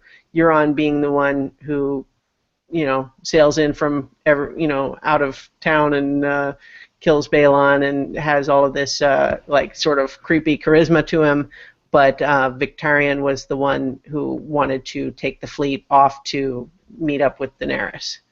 Yeah. But it seems like they're just combining those, and that's probably for the best. I mean, we don't know exactly how it's going to turn out in the books, but certainly as a much simpler way to tell this part of the story, it really works, I think. My only question coming out of these scenes, though, honestly, was they sure are talking about building the biggest fleet the world has ever seen as though that's easy. Right. Like, why didn't they do that before? If all it takes is someone to just, hey, I know, let's make a bunch of ships. Well, yeah. And even in the last scene, Euron's like, go get all the trees you can and let's just start building. It's like, okay, you're not going to catch them. Building boats takes time. Yeah. Long time, yeah. That was another bit of, I guess, turbo silliness, turbo plotting silliness. It was also weird and unclear why, like, so it's one thing, it's obvious why Theon and Yara would flee, right? And it's obvious that they would have some people, at least, loyal to them. But it seems like they fled with a lot of ships. Yeah. Yeah. All of those ships are loyal to them? they got our best ships. Like, they look like they got all your fucking ships. And why does nobody on this planet know how to guard their ships? Marine. Yeah. So there was some fishy stuff going on with that whole sequence, and that was a big part of why I mean, the actual Kingsmoot sequence I thought went pretty well, just in terms of having it be, oh, we can kind of see how it might work out for Yara, but then Euron shows up and just blows her out of the water, so to speak, and it's so obvious why they're going to pick him instead of her. I thought that was done well, but then all of that stuff about, oh, yeah, it's apparently a trivial thing to just decide to build 1,000 ships and talk about it as though it's something you can do over a weekend. And also the idea that Yara and Theon, while fleeing for their lives after a failure at the Kingsmoot, were able to steal like 36 ships. Like, what? How does that work? If she has that many people loyal to her, namely enough people to crew all of their best ships, why didn't she win? I hate to defend this stuff because I hate everything they're doing with the Pike. But the argument could be made that only the lords were at the Kingsmoot, and she has the support of the common folk. And because they would be the ones that would actually sail. A lord would be a captain, right? Yeah. So if she gets all the small folk with her, and they're like, you know what? He's been gone. You've taken care of us. He's crazy. We all have heard rumors about what he does to his crew. Mm-hmm. So we're going to follow you because you give us good health care, that sort of thing. Yeah. I hope that they give us some explanation about that, because right now it seems weird. Yeah. It's like I said, I hate defending it. I'm not happy with the way that they're doing Pike. It's just not my Pike, that's all. And that's fine. I understand that they're trying to simplify, and I just it's fine.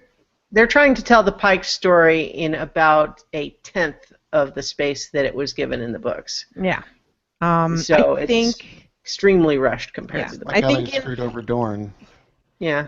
I think the Ironborn are extremely fickle. There is one thing that is kind of neat. Like, I was all upset about, how dare Euron come in here, try to take the throne after I know what he's trying to do, but and then he admits to killing him, and as soon as he admits it, in my head I go, oh my God, he paid the iron price. And then he says it, and one of the things that annoyed me in the first season, or second season, whenever it was Balon Greyjoy going on and on about paying the iron price, and then, that's how he dies. And I just thought, okay, that's kind of fun. And then my only other problem is, so they drown Euron, and then he just magically wakes up. In the books, it's CPR. Yeah, so, I honestly like it better without the CPR, because on the one hand, it was always kind of this thing that kind of felt like you read those scenes with a smirk, the idea that, oh yeah, the Ironborn have just figured out CPR and they treat it like it's magic. But I like the implication that doing it without suggests that there really is something to, like, the drowned god ritual aspect of it. Mm-hmm. And I kind of like that implication. Okay. But it also, at the same time, because of my tendency to be cynical or skeptical of the religion elements, it's also seems like it would be a much less likely ritual to take hold, because when they have the CPR, it is far more likely that they would succeed in being able to resuscitate someone without supernatural assistance, whereas if they don't do the resuscitation, then that kind of not necessarily requires supernatural assistance, but it makes it a lot less likely. Yeah, and it makes you wonder, like, if Yara and Theon really believed, they'd stick around for the ritual to find out if the drowned god agreed, and that sort of a thing. And then if the drowned god did agree, would it possibly sway them? And it just brings a whole bunch of other implications into the story, that for something they're trying to simplify. Viv had in her notes, she was shocked that there was no attempt to revive him, and that the soldiers were so gentle with his body. Mm. It's easy to see why it's considered to be the will of their god. Yeah. The driftwood crown looks pretty weak. Well, it's made of driftwood. It's not that strong. I know. I Whole just plate. mean it's not an impressive crown. I feel like why bother if that's what it looks like. You know what I I mean? knew what you meant. I was going for the pun, man. Oh, yeah. Don't deny There's me. my nothing impressive about the entire place. It's just such a miserable place filled with miserable people. Yeah. I don't yeah. get the leather. I don't, because like you'd think it'd be canvas. It doesn't look like canvas. I don't get the clothing. I am disappointed. That's all. And So, and yeah. I'm sorry. I try to keep it in. I try not to harp. It's just one of the things I haven't gotten over. Well, in my notes, I was echoing Christiana. They really seem like they're broke. They've been fighting a war. They've been blowing cash on that, certainly. How are they going to build 1,000 ships? Which made me think, oh, is somebody going to be making a trip to Bravos to get some money? Who knows? At a certain point, you'd start thinking, like, Bravos is not doing the best at loaning to the right people recently. They need to, what's-his-face, Tycho, they need to rein him in and say, dude, we need to have a talk about your criteria for deciding who gets a loan, because it hasn't worked out recently. Let me introduce you to the concept known as risk assessment, okay? Yeah. But anyway, we shall see. Yep.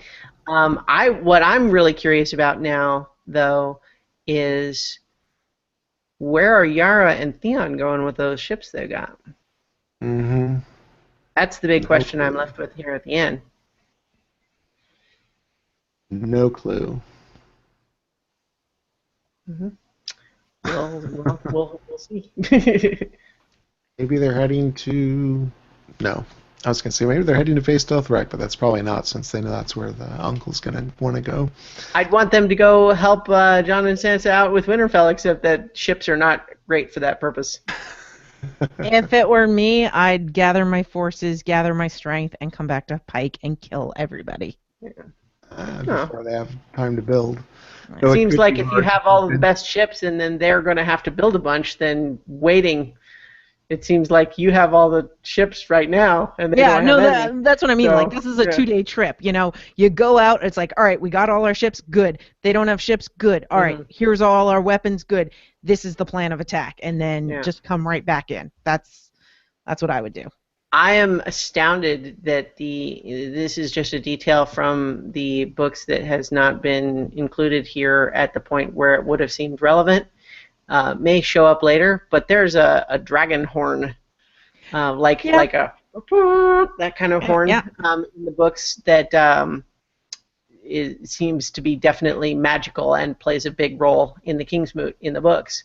And I was astounded that they didn't include that, because that seems like it would have been it's a very TV show friendly sort of thing to use.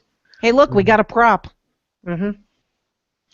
But they also didn't do much with the horn that was supposed to bring down the wall either. It kind of fumbled that one too. So,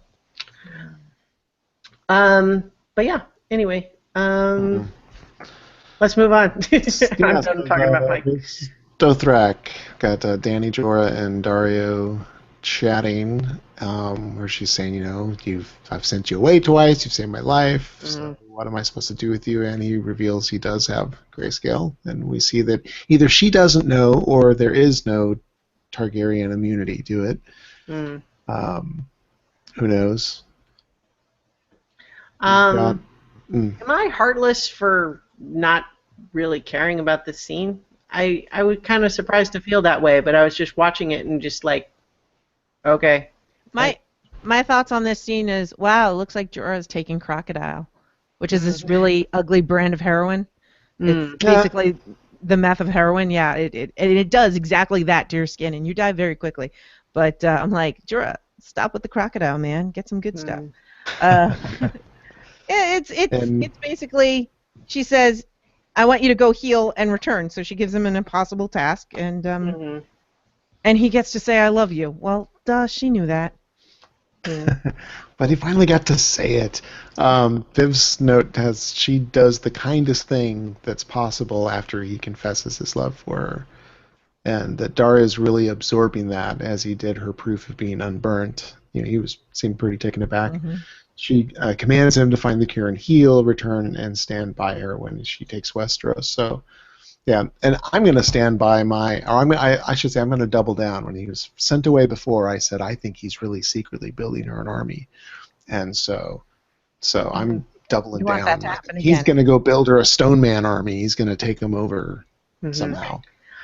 I think maybe my impatience with this scene was, first, I don't know, I think that the show has really kind of, it's been so long since Dany and Jorah split, you know what I mean? So it's like, I feel like I haven't cared about the relationship between the two of them very much in a while. I don't know. I mean, I was a little surprised to be feeling this way, but maybe part of it is just the idea of when he was going to leave, he was just turning around. He was just going to walk into the wilderness somewhere. I wasn't sure what was happening. But also, like, okay, she sends him on this mission. So, like, are we going to spend screen time now on Jorah off looking for a grayscale cure, or what? Because it seems like a really odd way to send that character off if they're just done with him. You know what I mean? Like, why not have it be more definitive if they're really not planning to do anything more with him? And yet, we don't kill everybody. I don't know. I can't help but think that the only reason to send him off with a mission like this is if they plan to pay it off in some way. But I'm also not sure what way they could do it that I would be happy with. Okay, so I had another theory spark in my head. I really hope all this stuff is off screen because it sounds really boring. You know, go find a cure, whatever. I don't need another plot going on. But Shireen had grayscale, and they figured out how to make it stop spreading.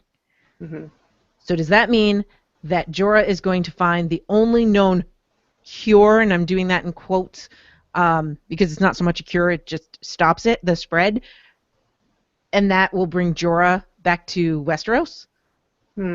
Is that the whole point of this scene, that Jorah's going to be in Westeros and be able to do stuff on Dany's behalf while he's seeking this cure that Shireen got? Yeah. Just a thought, and you know, hopefully it pays off, but a lot of it happens off screen. Yeah, I think it'll all happen off screen, but I think it's entirely possible, since they're going at such turbo speeds, that is his send off, and we'll never hear from him again. No clue. Yeah.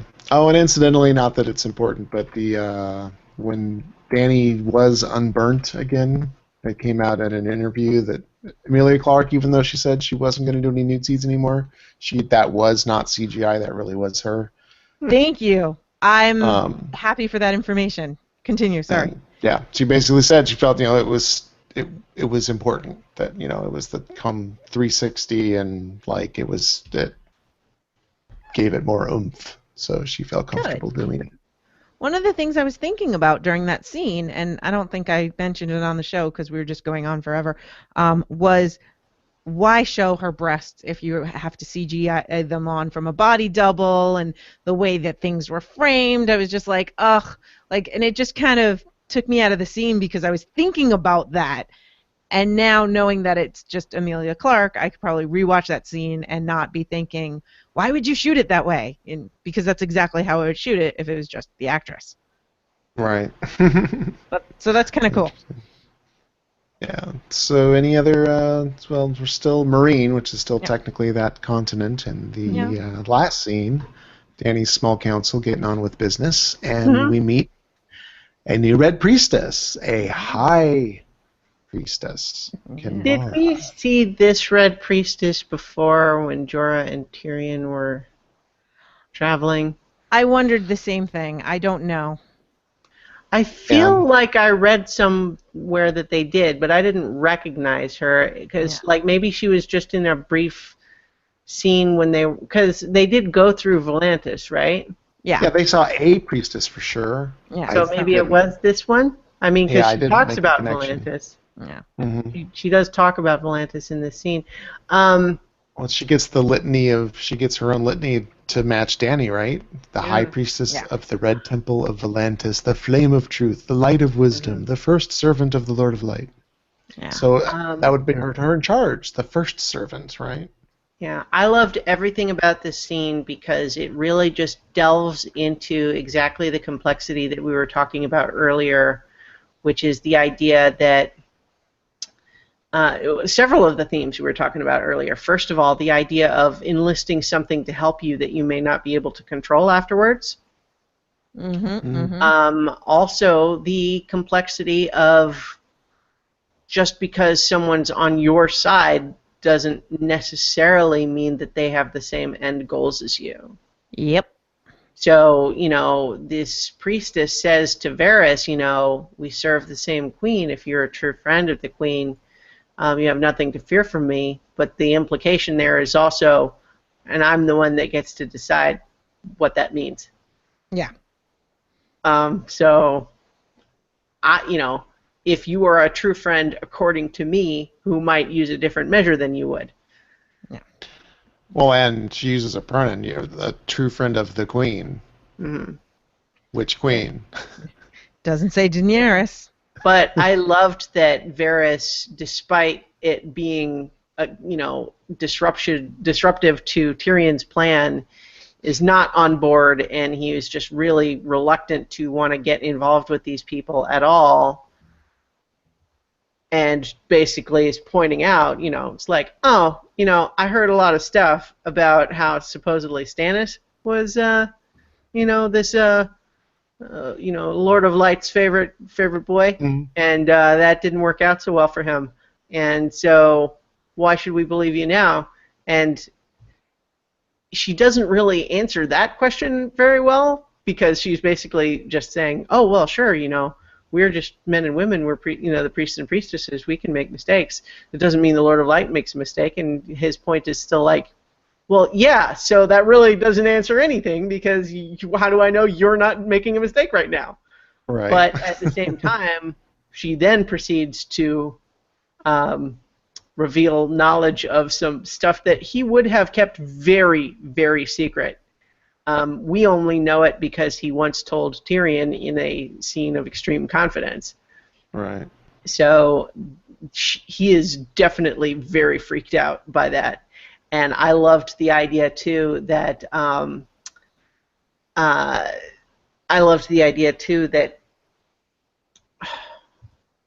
Okay, I've forgotten what I was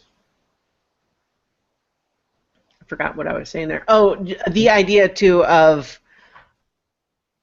who was that voice? What did it say?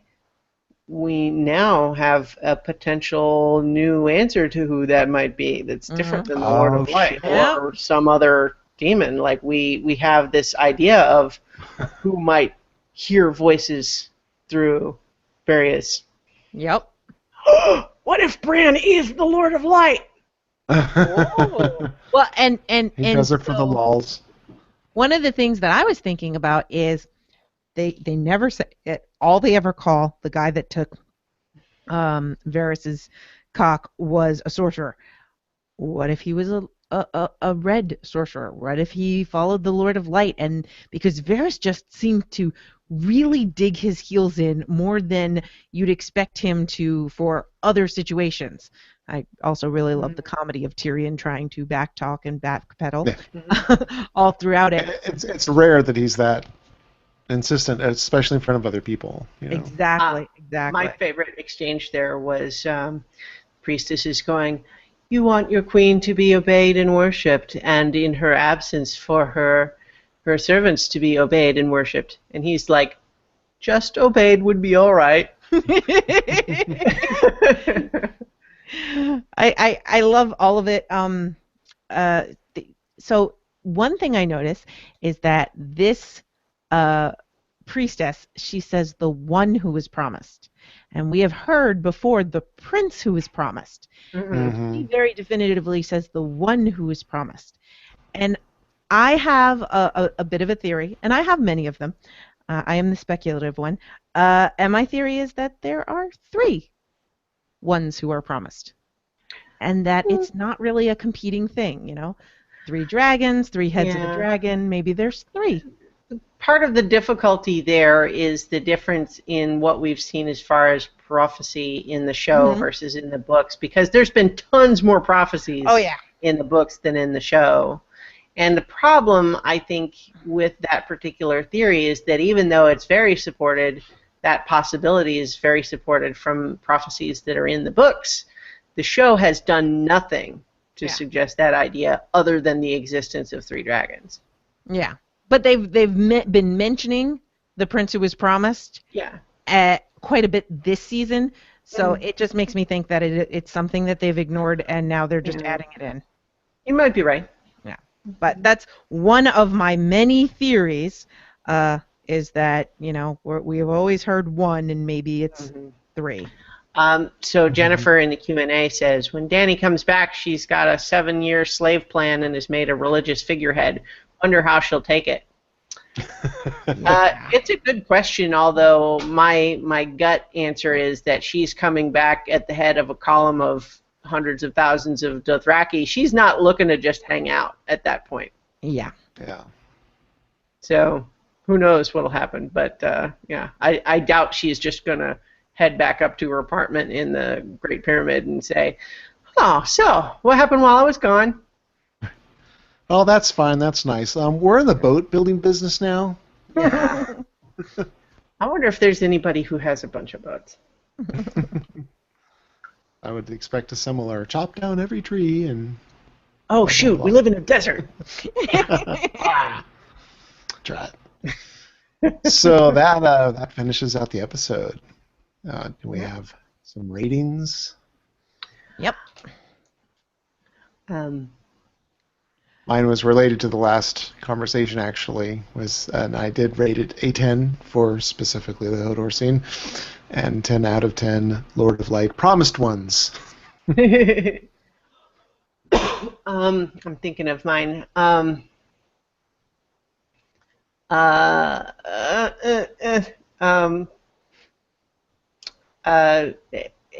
out of 10 unnecessarily long scenes. And I'm going to repeat what I said earlier, that I liked the very end sequence enough that it bumped it up a whole 2, because I was honestly not thrilled with the rest of the episode. I mean, not that it was terrible, but it was really uneven, and there was a lot of it that just felt fishy. Yeah. How about you, Nutty? Yeah, there were a lot of issues. Basically, to me, this whole episode was the Bran Hodor thing. You know, that was the whole deal. So that really bumped it up high, and I'm sure I'm unfairly rating this high in regards to the rest of it, but again, because of the emotions that I felt, I am going to give this 9 Hodors holding the door out of 10. And I can't believe I actually got to use that, because, wow, I can't believe I got to use that rating system.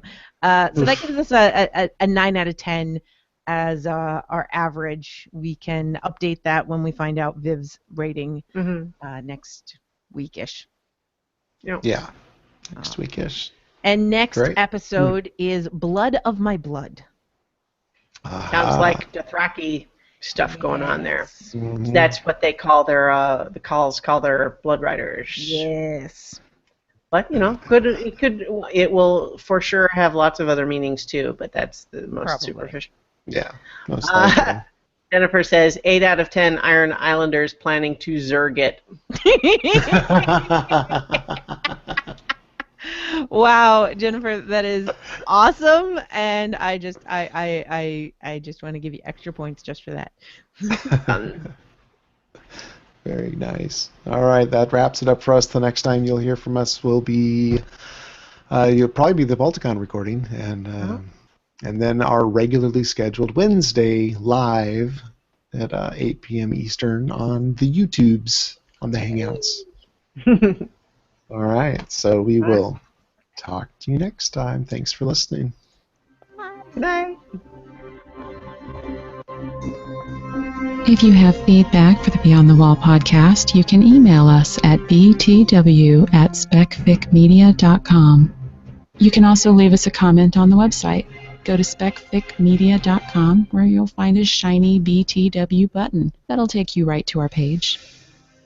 This podcast is released under a Creative Commons Attribution, Non-Commercial, Share-alike 3.0 Unported license. Feel free to share and remix. Just give us credit and don't charge money for it.